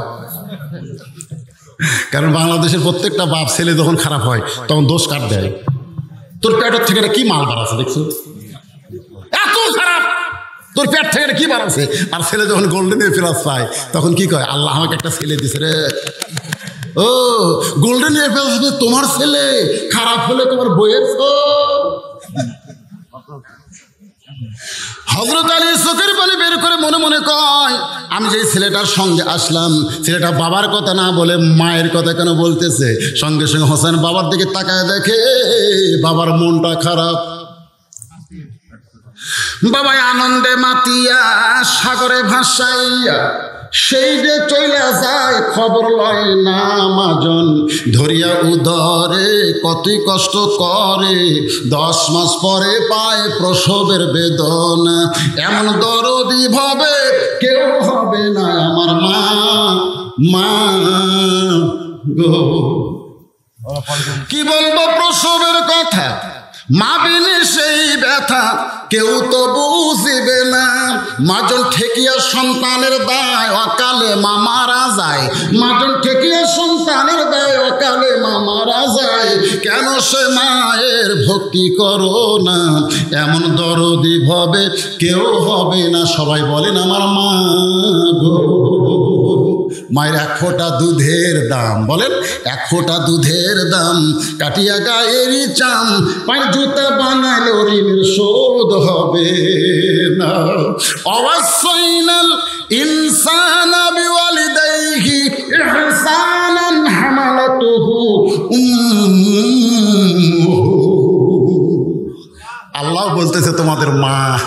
হোসেনকে জায়গায় ভুল কইছে, বাবার কথা না বলে মায়ের কথা কেন বলতেছে? কারণ প্রত্যেকটা সন্তান ভালো না মন্দ এটা নিরূপণ হয় মায়ের ভিতর দিয়া। একটা খ্রিস্টান নেপোলিয়ন বলেছে, তোমরা একটা ভালো সন্তান যদি চাও, ভালো একটা মা, ভালো মায়ের দরকার, ভালো বাপের দরকার না। আমার মায়েরা যদি নষ্ট হয়ে যায়, বেপরদা হয়ে যায়, সমাজ যদি বিশৃঙ্খলা হয়ে যায়, মেয়েদের জোরে কোরআন তেলাওয়াত করা জায়েজ নাই। আর 2 মেয়ে ঝগড়া লাগছে উত্তর পাড়ায়, দক্ষিণ পাড়ার মরদেরা থরথর করে কাঁপতেছে। কি ঝড় শুরু হলো রে! আপনারা বলেন, আপনাদের বউ যদি চিল্লাচিল্লি করে, আপনার জান্নাতে যাওয়া সহজ হবে? এদের ছেলের মাকে এখন থেকে সাইজ করা লাগবে বাবা। হোসেন বললেন, আমার 1 নম্বর প্রশ্ন হলো, আমার মাকে তুমি জানো? আমি কোন মায়ের সন্তান? সঙ্গে সঙ্গে মেয়েটা পর্দার ওপার থেকে বলে, হোসাইন আপনার মাকে আমি চিনি। সাল্লাল্লাহু আলাইহি ওয়া সাল্লাম, সুবহানাল্লাহ। বুঝতে পারেননি? হোসেন প্রশ্ন করেছে, আমার মাকে তুমি জানো? কিন্তু উত্তরে বলে আমি চিনি। যেই কইছে চিনি, ওমর ফারুক জিব্বা কামড় খাইছে। কামড় খাওয়ার কারণ হলো যে ও প্রশ্ন করলো কি আর করলো কি রে? হোসেনের মা কি পাড়া বেড়ানি নাকি যে গোটা পাড়ার লোক চিনবি? যে হোসেনের মা ফাতেমাকে গভীর রাত্রে কবর দেওয়া হয়েছে, সুবহানাল্লাহ বলেন। কবরের পাশে কেউ ছিল না, শুধু হযরত আলী। আল্লাহকে বলতেছে, আল্লাহ আমার ফাতেমা পর্দা নিশি, আমি পর্দার মধ্যে রাত্রিবেলা তাকে অন্ধকারে কবর দিয়েছি, আল্লাহ আমার ফাতেমাকে তুমি মাফ করে দাও। এই মাফের কথা বলে কবরের দিকে তাকায় দেখে আর কবরই নাই। 4-5টা পুরাতন কবর দেখা যায়। কে রে?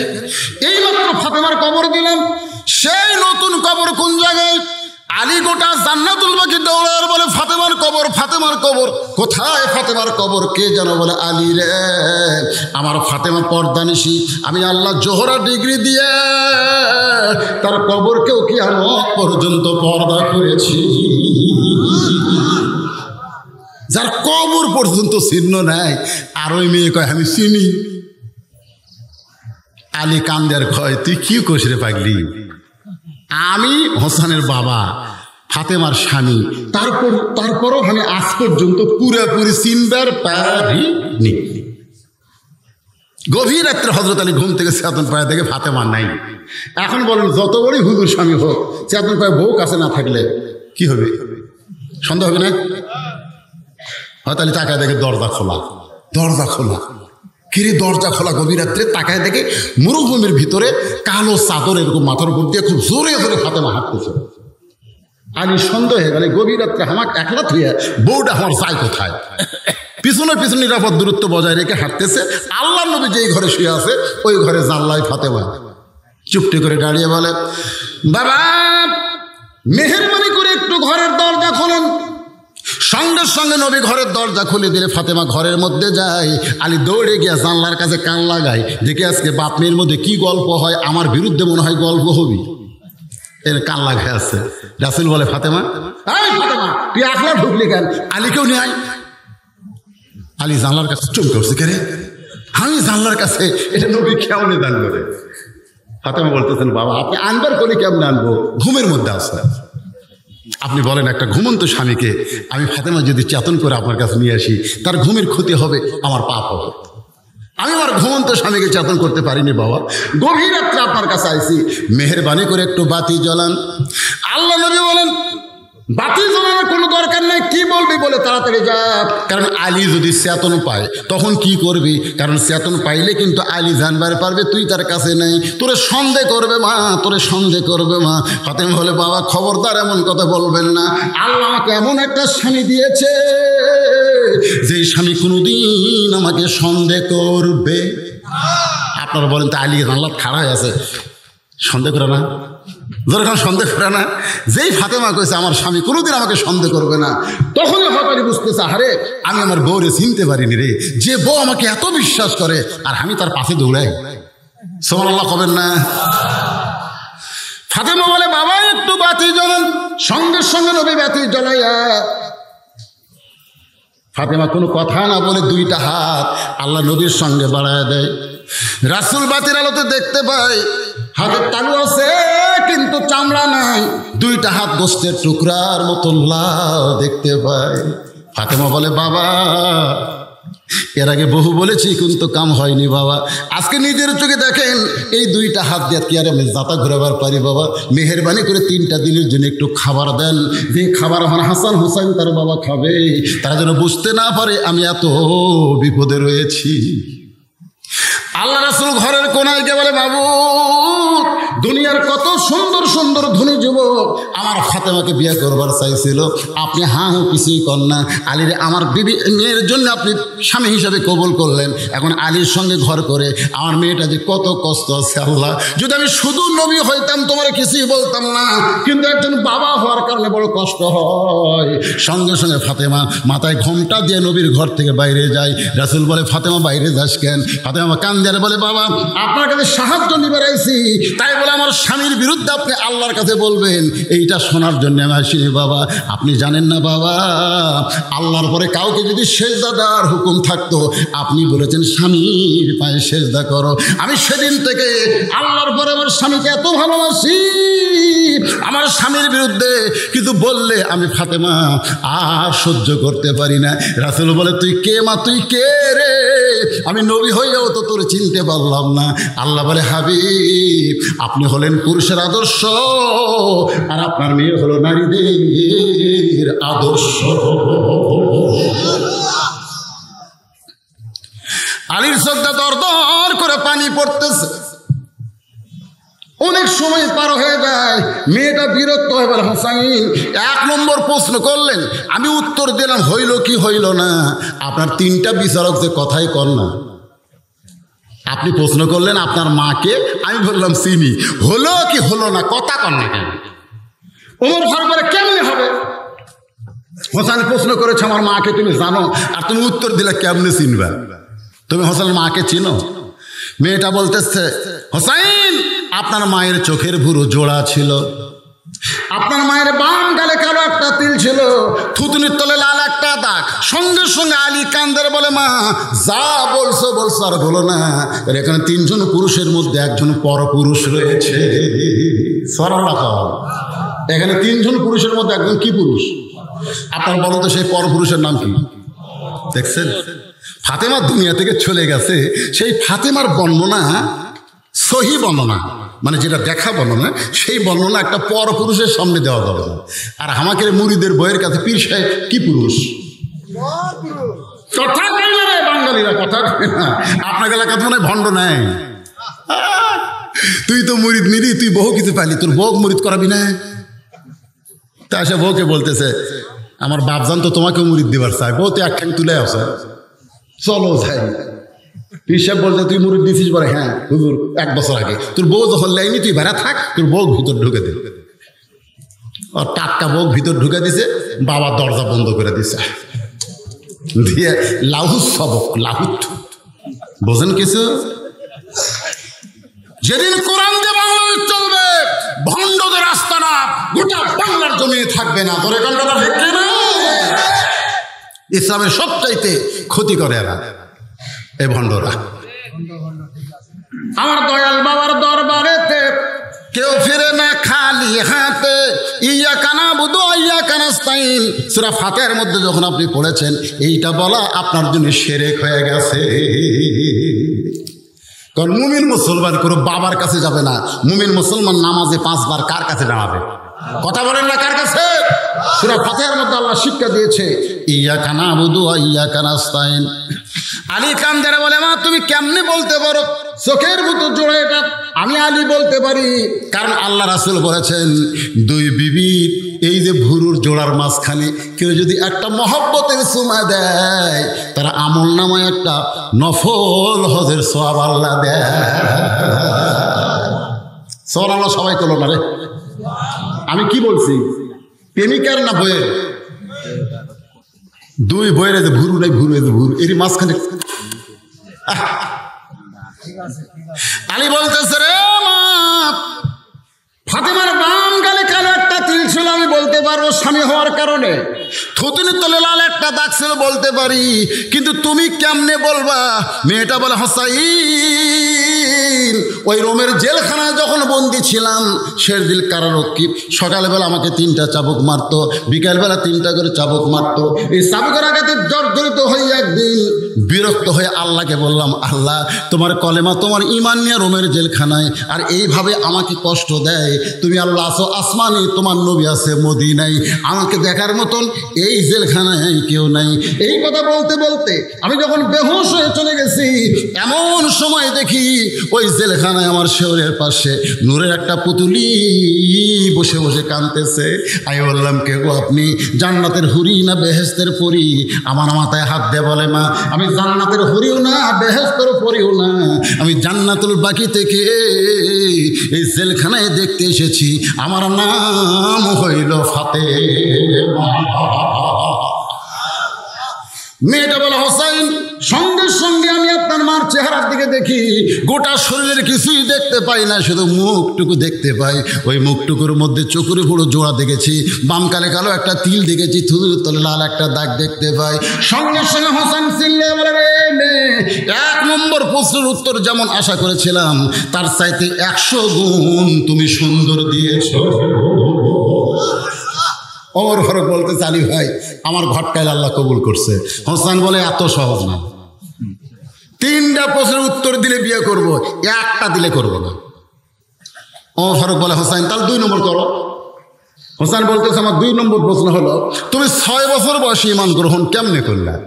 তুমি বলেছ তোমার দাদা খ্রিস্টান, তোমার মা খ্রিস্টান, তোমার বাবা খ্রিস্টান, রোম দেশে সকলেই খ্রিস্টান, এই খ্রিস্টান দেশে তুমি 6 বছর বয়সে ঈমান কেমনে পাইলা? ওমর ফারুক চোখ করছে, কারণ এই প্রশ্ন তো ওমরেরই করার কথা। দুই পাহাড়ের মাঝখানে যখন দেখা হয়েছে, উমর ফারুকের এই প্রশ্ন করার দরকার আসলো কিনা বলেন?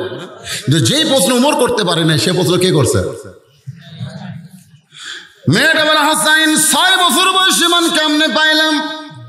রে যুবকেরা, বাবাদের একটু মনোযোগ দিয়ে শোনেন। এমনি এমনি ইমান পাইছি বলে ইমানের গুরুত্ব কম। কারণ আমার দাদা মুসলমান, আমার বাপ মুসলমান, আমিও মুসলমান, জন্মসূত্রে মুসলমান, এই জন্যে কিন্তু আমাদের ইমানের গুরুত্ব নাই। মেয়েটা বলতেছে, আমি যখন পড়ন্ত বিকাল বেলায় আমার দাদা হাত ধরে বলতেছে, নাতনি রে, আজকে রোমের রাজ দরবারে খেলা হবে, তুই কি খেলা দেখতে যাবি? মেয়েটা বলে, হোসাইন, আমার দাদা যখন বলতেছে রাজ দরবারে খেলা হবে, তুই কি খেলা দেখতে যাবি? কারণ আমার দাদা সাধারণ কোনো মানুষ না, আমার দাদা হলো রোম সম্রাট কাইসার। ওমর ফারুক চোখ করতে, সর্বনাশ, এ মেয়ে তো সাধারণ কোনো মেয়ে না রে, রোম সম্রাট কাইসারের নাতনি। মেয়েটা বলতেছে, হোসাইন, আমি পড়ন্ত বিকাল বেলায় রাজ দরবারে যখন বাবার দাদার সঙ্গে খেলা দেখতে আসলাম, আসার পরে দেখি আমার দাদার পাশে ছোট্ট একটা চেয়ার সাজায় রাখছে। ওই চেয়ারে আমি বসে বললাম, দাদু ভাই, খেলা দেখার কথা বলে আপনি আমার নিয়ে আইলেন, খেলাটা কোন জায়গায়? আমার দাদা বলে, ওই যে তাকায় দেখ। মেয়েটা বলে, হোসাইন শোনেন, 6 বছর বয়সে কেমনি ইমান পাইলাম, একটু মেহেরবানি করে আপনারাও শোনেন। আমার দাদা বলে, ওই যে তাকায় দেখ। আমি তাকায় দেখি কালো কাপড় দিয়ে চোখ বাঁধা, কালো রশি দিয়া লোকটার হাত বাঁধা, চেন দিয়া 2টা পা আটকানো আছে। আমি বললাম, দাদু ভাই, খেলা দেখার কথা বলে নিয়ে আসলেন, ওইটা তো একটা মানুষকে আমি দেখতে পাই। আমার দাদা বলে, ওটা মানুষ না, ওইটা মানুষ না। আমি বললাম, দাদা, মানুষ যদি না হয় তাহলে ওইটা কি? আমার দাদা বলতেছে, ওইটা হইল মুসলমান। আসলে কিন্তু রোম সম্রাট কাইসার তার নাতনিকে যেটা বলেছে, ওইটা মুসলমান, ওটা কিন্তু তাচ্ছিল্য করে বলেছে। ওটা মানুষ না, ওটা কি? মুসলমান। ওটা মানুষ না, ওটা কি? জঙ্গি। ওটা কি রে? জিএমবি। আমার মেয়ে জমি একদিন আমাকে বলতেছে, বাবা, মাঝে মধ্যে যে টিভিতে খবর দেয় আজকে 10 জন জঙ্গি ধরা পড়লো, এরা কোন জঙ্গল থাকে? আমার মেয়ে জমি আসলে বুঝতে পারেনি। তা আমি তখন বললাম, মা, যেদিন তোমার বাবা ধরা পড়বে সেদিনও বলবে আজকেও একটা জঙ্গি ধরা পড়ছে, বুঝলো? তোমার মেয়ে চমকটা কানতেছে, বলতেছে, বাবা, আপনি ধরা বলে জঙ্গি কেন? আপনি কি জঙ্গলে থাকেন? আমি বললাম, মা, বাংলাদেশে যারা কোরআন হাদিসকে সহ্য করতে পারে না, তারা আলেমদেরকে জঙ্গি বলে। ধরে ওইটা মানুষ না, ওইটা মানুষ না, ওইটা হলো একটা মুসলমান। আমি তখন বললাম, দাদু ভাই, ওই মুসলমানকে নিয়ে আপনি কি খেলবেন? আমার দাদা বলতেছে, ওই যে তাকায় দেখ। আমি তাকায় দেখি বিশাল একটা আগুনের চুলার মধ্যে দাও দাও করে আগুন জ্বলতেছে। ওই আগুনের চুলার উপর বিশাল একটা তেলের ডেকসি, নিচের তেলের আগুনের তাপে ওই তেলটা খালি টকবক টকবক টকবক করতেছে। আমার দাদা বলতেছে, নাতি রে, আজকের খেলা হলো ওই মুসলমানকে হাত পাও বেঁধে উত্তপ্ত তেলের মধ্যে ফেলে দিব। ওই তেলের মধ্যে মুসলমান যখন কই ভাজা মাছের মতন হয়ে যাবে, তখন আমরা আনন্দ করে বলবো, আজকের খেলার নাম হলো মুসলমান মারার খেলা। আজকের খেলার নাম কি? কথা কয় না। বর্তমানে গোটা বিশ্বে যেই খেলা চলতেছে সেই খেলার নাম কি? আপনারা বুঝতেছেন না? প্রতিদিন যে হারে বিশ্বের মুসলমানকে হত্যা করা হচ্ছে, কথা বলার কেউ নেই। মুসলমানের আল্লাহর ঘর মসজিদ ফিলিস্তিনে ইসরায়েলি ইহুদিরা দখল করবার চায়। ধরে করার কথা ঠিক কিনা? মুসলমানের বাবরি মসজিদ 400 বছর পরে ভারতের হিন্দুরা ভেঙ্গা দিচ্ছে। আরে এই খেলার নাম হলো মুসলমান মারার খেলা। আমি তখন জোরহাত করে বললাম, দাদু ভাই, এই মুসলমান মারার খেলা কি বন্ধ করা যায় না? আমার দাদা বলে, তুই ছোট্ট মেয়ে তো, তোর কাছে একটু দয়া হয়েছে, আমি মাফ করে দেবো। খালি একটা বার যদি মুসলমান বলে আল্লাহ রাসূল মানি না, একটা বার শুধু বলবে আল্লাহ রাসূল মানি না, সঙ্গে সঙ্গে হাতের বাঁধন খুলে দেবো, চোখের বাঁধন খুলে দেবো, পায়ের শিকল খুলে দেবো। আমি তখন 6 বছরের ছোট্ট মেয়ে মুসলমানের কাছে গিয়ে বললাম, মুসলমান, খালি যদি বাঁচতে চান, খালি একটা বার বলেন আল্লাহ রাসূল মানি না। মুসলমান চিৎকার করে বলেন, এ ছোট্ট মেয়ে, একজন মুসলমানের কাছে গোটা দুনিয়ার চাইতে তার ইমানের দাম বেশি রয়েছে। দরকার হলে মরে যাব, কিন্তু একটা মুহূর্তের জন্য আল্লাহ রাসূলকে আমি ছাড়ব না। মেয়েটা বলে, হোসাইন, আমি 6 বছর বয়সে মুসলমানের এই কথা শুনে আশ্চর্য হয়ে গেলাম। দরকার হলে গোটা পৃথিবী ত্যাগ করবে, কিন্তু এক মুহূর্তের জন্য আল্লাহ রাসূল ছাড়বে না। আমার দাদা চিল্লাই বলে, আর দেরি করিস না, হাত পা বেঁধে উত্তপ্ত তেলের মধ্যে ফেলে দে। আমি তো বললাম দাদু ভাই আমি এই খেলা দেখবো না, আমি চলে যাই। আমার দাদা বলতে তোরে নিয়ে এসেছি দেখানোর জন্য, দেখ আমার হাতটা ধরে জোর করে বসে রাখছে। আমি তাকাই দেখি মুসলমান আগুনের চুলার দিকে বীরের মতন হেঁটে আসতেছে, কারণ মুসলমান জানে আগুনের চুলা তার মৃত্যু না, আগুনের চুলা হলো তার জান্নাত। জোরকার কথা ঠিক কিনা? আল্লাহ কোরআনে বলেছেন ওয়ালা তাকুলু লিমা ইউকতালু ফি সাবিলিল্লাহি আমওয়াত বাল আহইয়া ওয়ালাকিন লা তাশউরুন। আমার রাস্তায় কাউকে যদি হত্যা করা হয় তোমরা তাদেরকে মৃত্যু বলো না, আমি আল্লাহ বলতেছি তারা চির অমরত্ব লাভ করেছে। জোরকার সুবহানাল্লাহ। যখন মুসলমানকে হাত পা বেঁধে উত্তপ্ত তেলের মধ্যে ফেলে দিচ্ছে, মেয়েটা বলে হোসাইন এই মরার দৃশ্য আমি দেখতে পারবো না, এই কারণে আমার বাম হাত দাদা ধরে আছে আর ডান হাত ধরে চোখ দুইটা চাপতে ধরলাম। দুইটা চোখ যখন চাপতে ধরেছি তখন দেখি একটা মধুর শব্দ আমার কানের মধ্যে ঢুকতেছে, লা ইলাহা ইল্লাল্লাহু মুহাম্মাদুর রাসূলুল্লাহ ওয়ালা তামুতুন্না ইল্লা ওয়া আনতুম মুসলিমুন। এই শেষ কলেমা যার ভাগ্য হবে, কলেমা পড়তে পড়তে যারা দুনিয়া ছাড়বে, রাসূল বলেছেন শত পাপ করুক আল্লাহ মাফ করে তার জন্য 8টা জান্নাতের দরজা খুলে দিবে। সুবহানাল্লাহ। মেয়েটা বলে আমি চোখ বন্ধ অবস্থায় দেখি মুসলমান এই আমার দিকে খেয়াল করেন, এই দেহটা উত্তপ্ত তেলের মধ্যে পড়তেছে, আর দেহ তেলের মধ্যে পড়ার আগেই কে যেন খাঁচার পাখিটা ধরে সবুজ রঙের একটা বাগানে ছেড়ে দিল। মানে দেহ কিন্তু জীবন নিয়ে পড়েনি, মানে আগে জীবন কবচ হয়েছে, জান কবচ হয়েছে, তারপর দেহ আগুনের চুলার মধ্যে পড়ছে। অসুবিধা আছে? এই দৃশ্য দেখার পর হাঁসকা টান দিলাম, এক দৌড়ে আমি আমার মায়ের কাছে গিয়ে বললাম মা লা ইলাহা ইল্লাল্লাহ মুহাম্মাদুর রাসূলুল্লাহ। আমার মা বলতে যে খেলা দেখ পারে যায় এই মুসলমানের কলমা কোথায় পাইলি, এই কলমা কইলে তোর দাদা বাপ তোরে মাইরা ফেলবে। আমি তখন বললাম মা এই কলমাওয়ালারা কোনোদিন মরে না। সুবহানাল্লাহ। আমরা কি কলমাওয়ালা না? আমাদের কি কলেমা আছে না নাই? এই কলমাওয়ালারা কোনোদিন মরে না। নিজের চোখে দেখলাম উত্তপ্ত তেলের মধ্যে পড়তেছে, দেহ পড়ছে, কিন্তু পাখিটা এখন জান্নাতের ইল্লি নামক বাগানে ঘুরতেছে। মেয়েটা দৌড়ে এসে তাকায় দেখে দাদা তার সৈন্য নিয়ে আনন্দ মিছিল করতেছে, মুসলমান পুরো শেষ হয়ে গেছে।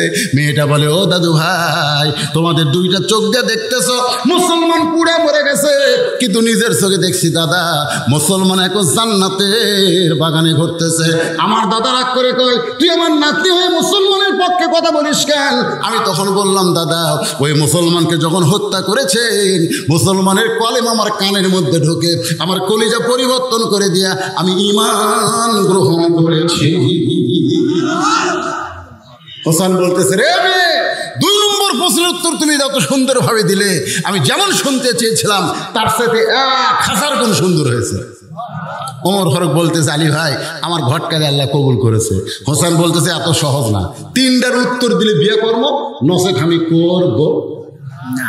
এখন বেকায়দা। ওমর ফারুক বলে হোসেন তাহলে 3 নম্বর প্রশ্ন করো। কঠিন গরম লাগতেছে আমাকে, আপনাদের গরম লাগতেছে, বাতাস ঢোকার মতো কোনো বুদ্ধি নাই। তারপরেও আপনারা ঘড়ি ধরে 12:15 পর্যন্ত, কত বাজে? 12:15। এখন একটা প্রশ্ন আছে, আপনারা কি শুনবেন? কারা কারা শুনবেন আল্লাহ একটু হাত দেখেন তো দেখি। লিল্লাহি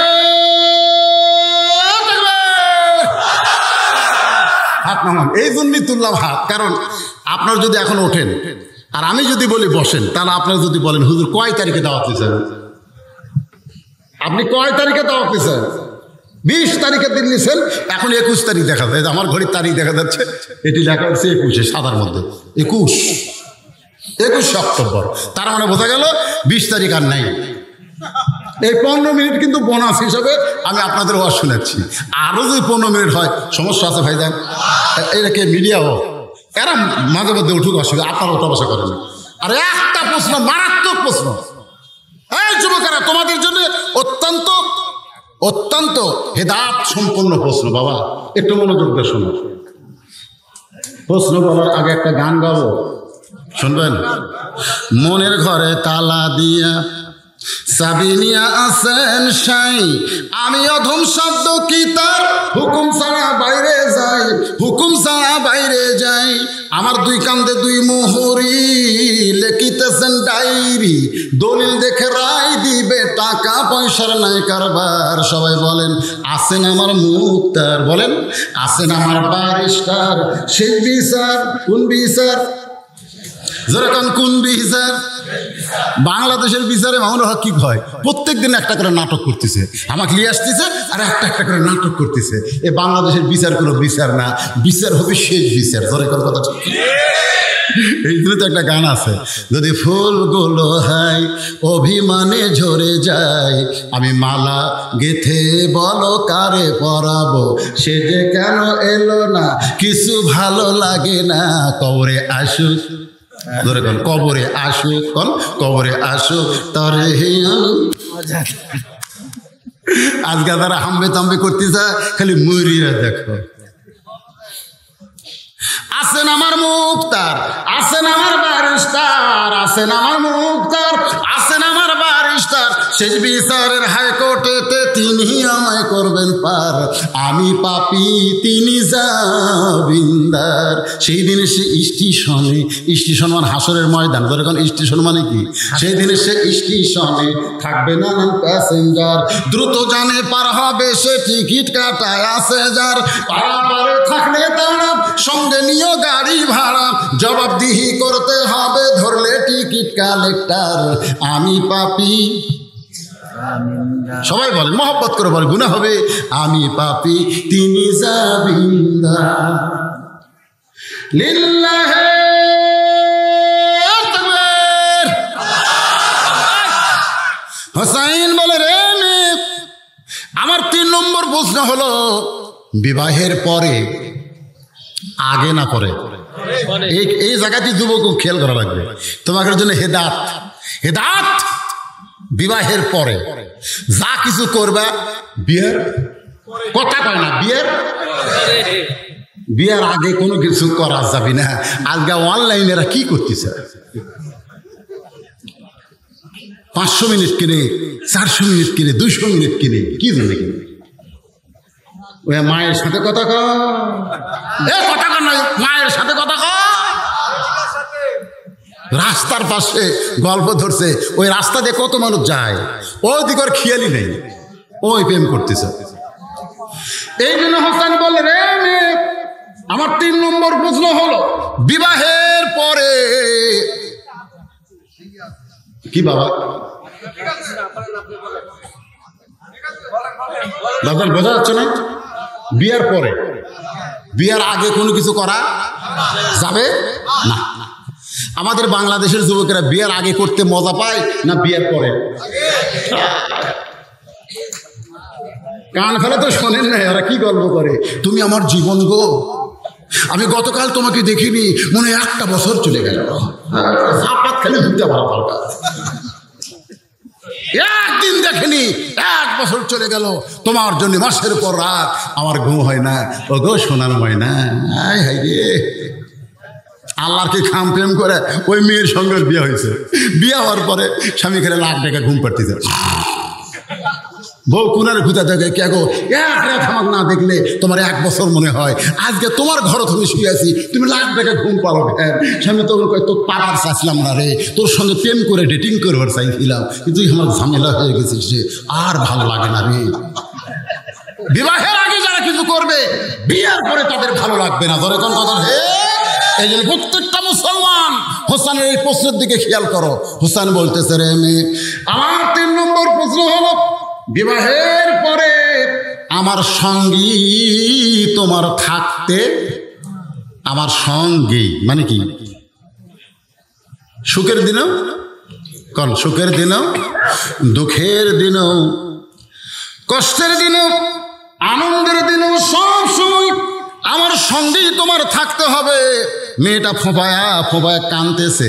ওমর ফারুক বলে, মা, যে 2টা কঠিন প্রশ্ন হোসেন করেছিল তুমি তার উত্তর দিয়ে দিলা, এইটা তো সহজ প্রশ্ন মা, উত্তর দাও। বিয়ার পর আমি আপনার সঙ্গেই থাকতে চাই, এই কথা বললেই তো হয়, তুমি কান্দো কেন? মেয়েটা কান্দার বলে, হোসাইন, আয়ব নবীর সুখের দিনে অনেক বিবি ছিল, কিন্তু দুঃখের সময় সব বউগুলো আইয়ুব নবীকে একে একে ছেড়ে গেল। এমনকি লোকালয় থেকে জঙ্গলে যখন ফেলে দিল, দেহের পোকাগুলো খসে খসে গোস্ত খেয়ে যখন মাটিতে পড়েছিল দুর্গন্ধে, একটা মানুষ আইয়ুব নবীর কাছে যায় না। ওই সময় একটা বিবি আইয়ুব নবীরে হাতছাড়া করলো না। সেই বিবির নাম হইল রহিমা। ওই রহিমার মতো সব সময় আপনার সঙ্গে থাকতে চায়। হোসেন বলতেছে, আমির আল মুমিনিন, আপনার ঘটকালি আল্লাহ কবুল করেছে। আমার বাবা পছন্দ করে মেয়েটাকে আল্লাহ আমার বউ হিসাবে কবুল করেছে, আমার কোনো আপত্তি নাই। আজকের আলোচনার ভিতর দিয়ে আমি আয়াতে কারিম আপনাদের বোঝাবার চাইছি, ইয়া আইয়ুহাল্লাযীনা আমানুত্তাকুল্লাহা হাক্কা তুকাতিহি ওয়া লা তামুতুন্না ইল্লা ওয়া আনতুম মুসলিমুন। ভাইরে, আমার কেউ আর শেষ? আমি কি আপনার কাছ থেকে বিদায় দিছি? একবারে মাজা খাড়া করে লাভ ধরলো। তার মানে অনেকের কি ধারণা হুজুরের আসে?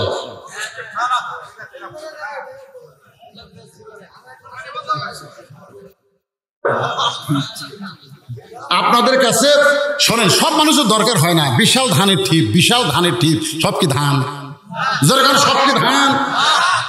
গৃহস্থ যদি বলে সবই ধান, একজন চালাক লোক হয়, ওদের বড় ফ্যান আছে, বাতাস দেয়। বড় ফ্যান যখন বাতাস দেয়, ধানগুলো সব উঠিয়ে পড়ে, আর চিটা পাতান সব উড়ে উড়ে চলে যায়। ধানের মতোই ঢপ বাড়ে, কিন্তু ভিতরে দানা নেই। দানা না থাকলে বাতাসে উড়িয়ে যায়। তো এখন যারা উঠতেছিল এরা কি চিটা পাতান?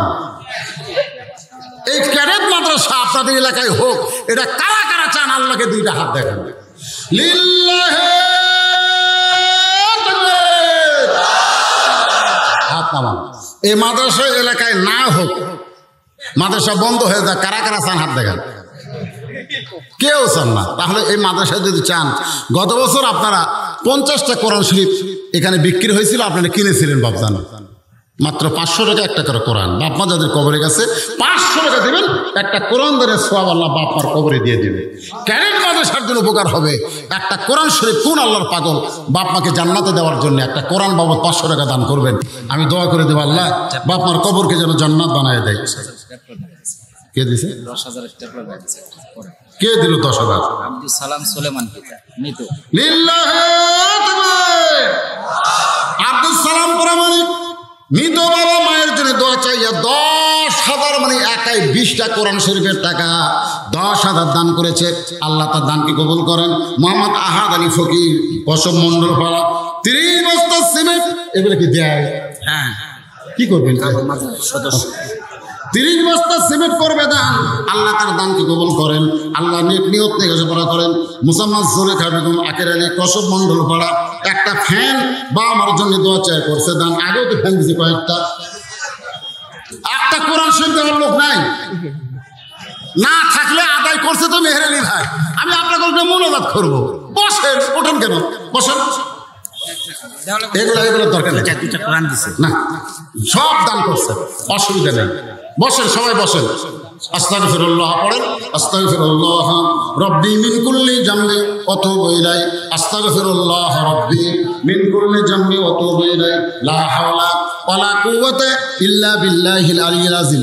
আপনাদের সবচেয়ে বড় সহযোগিতা হলো এখানে তো মেয়েও ভর্তি করা হয়, তাই না? হ্যাঁ, ছেলে মেয়ে এখানেই মাদ্রাসা করতেছি। এখানেই মাদ্রাসা করতেছে ভিড়। হ্যাঁ, সুন্দর মাদ্রাসা হবে, ক্যাডেট মাদ্রাসা হবে। আপনাদের ছেলে মেয়েকে ভর্তি করে দিবেন।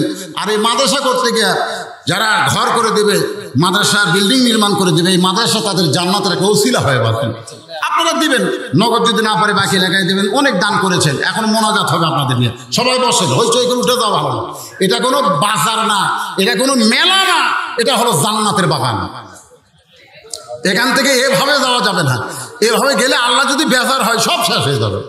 তা আপনারা যেমন এসেছেন তেমন যাবেন কেন? তো মোনাজাত করে যান, সকলে ইস্তেগফার পড়েন। আস্তাগফিরুল্লাহ রব্বি মিন কুল্লি জামবি ওয়া তুবু ইলাইহি। লা হাওলা ওয়া লা কুওয়াতা ইল্লা বিল্লাহিল আলিয়্যিল আযীম। আল্লাহুম্মা সাল্লি আলা সাইয়্যিদিনা শাফিঈনা নাবিয়িনা মাওলানা মুহাম্মদ ওয়া আলা আলিহি ওয়া সাহবিহি ওয়া বারাক সাল্লিম। আপনারা কি কিছু বলবেন? কিছু বলবেন? চলে যাচ্ছে। আল্লাহুম্মা আমিন। আল্লাহুম্মা আনতাস সালাম ওয়া মিনকাস সালাম তাবারাকতা ইয়া যাল জালালি ওয়াল ইকরাম। আয় আল্লাহ তাআলা, সেই মাগরিবের নামাজের পর থেকে রাত প্রায় 12:30 বাজতেছে, এই দীর্ঘ সময় পর্যন্ত তোমার পাগল বান্দা বান্দিরা আরামের বাড়ি আরামের ঘুমকে বাদ দিয়া কোরআন হাদিসের মহব্বত কলিজার মধ্যে নিয়ে এই জান্নাতের বাগানে বসে বসে আলোচনা শোনার শেষে আমি গুনাহগারের সঙ্গে রহমতের দরজায় ফকির হয়ে দোকানে হাত তুলেছে। মেহেরবানি করে আজকের মাহফিল আমাদের সকলের হিদায়াতের জন্য, নাজাতের জন্য, জান্নাতের জন্য কবুল করে নাও। আয় আল্লাহ তাআলা, এই মাহফিলের শুরু থেকে শেষ পর্যন্ত যত আলোচনা হয়েছে তুমি গোলাল মাফ করে দাও। এর যে হাদিয়া মঞ্জুর করো সোনার মদিনায় নৈফাকে রওজা মোবারকে কবুল করো। তামাম আম্বিয়ায়ে কেরাম, আসহাবে কেরাম, তাবেঈনে কেরাম, তাবেঈনে কেরাম, তামাম পৃথিবীর মাটির নিচে যত মুমিন মুমিনা শুয়ে আছে আল্লাহ সকলের আরওয়াফের হাদিয়া কবুল করো। মাবুদ, আমরা যারা হাত তুলেছি আমাদের জনম দুঃখনী মা বাবা যাদের কবরে গেছে আল্লাহ মেহেরবানি করে মা বাবার কবরকে জান্নাতের টুকরা বানিয়ে দাও। আল্লাহ আমাদের দাদা নানা আত্মীয় স্বজন যারা কবরে গেছে মাফ করে দাও। আল্লাহ এই মাদ্রাসাকে কিয়ামত পর্যন্ত কবুল করে নাও। আল্লাহ এই মাদ্রাসার জন্য সর্বাত্মক সহযোগিতা যারা করেছে আল্লাহ, টাকা দিয়ে, পয়সা দিয়ে, বুদ্ধি বিবেচনা দিয়ে আল্লাহ তাদের সকলকে জান্নাতি মানুষের কবুল করে নাও। আল্লাহ মাদ্রাসা আজকে নগদে বাকিতে যারা দান করেছে তাদেরকে কবুল করে নাও। কে কোন নিয়ত করে দান করলো আল্লাহ কবুল করো। মাদ্রাসার সভাপতি, মাদ্রাসার সেক্রেটারি, মাদ্রাসার সদস্য, মাদ্রাসার ওস্তাদ, মাদ্রাসার তালবে ইলম আল্লাহ সকলকে তুমি মাফ করে দাও। আমার মা বোনের যারা পর্দার অন্তরণে বসে বসে শুনেছে আল্লাহ আবিদা সালিহা পর্দারজি কবুল করে মা ফাতেমার চরিত্র দান করে দাও। আল্লাহ অসুস্থ আমরা যারা আছি সুস্থ করে দাও, অভাবকে বসন করে দাও, মাঠে ময়দানে ফসলগুলো রহমত বরকতে আল্লাহ তুমি হেফাজত করো। আল্লাহ আসমানে নাও, জমিনে ডাবায় দাও। আল্লাহ আল্লাহ সবাইকে মাফ করে দাও। আল্লাহ আমি গুনাহগার বলে দোয়া ফিরিয়ে দিও না। আল্লাহ এতগুলো মানুষের মধ্যে যার দুটোর হাত পছন্দ হয় সে দুই হাতের উসিলে মাফ করো। আল্লাহ আমার স্নেহের মাহফুজকে আল্লাহ তুমি কবুল করো। আল্লাহ আল্লাহ আজকের মাহফিলের সভাপতি কবুল করো। সভাপতির দায়িত্বে যিনি আছেন মাদ্রাসার সভাপতি আল্লাহ তুমি তাই কবুল করো। আল্লাহ সবাইকে মাফ করে দাও। যেদিন আমাদের মৃত্যু হবে দিনটা যেন জুমার দিন হয়, মাসটা যেন রমজান মাস হয়, ইমানের সাথে ইজ্জতের সাথে দুনিয়া থেকে বিদায় নেওয়ার কালে আমাদের জবানে তুমি জারি করে দিও লা ইলাহা ইল্লাল্লাহু মুহাম্মাদুর রাসূলুল্লাহ সাল্লাল্লাহু আলাইহি ওয়াসাল্লাম। আসসালামু আলাইকুম ওয়া রাহমাতুল্লাহি ওয়া বারাকাতুহু।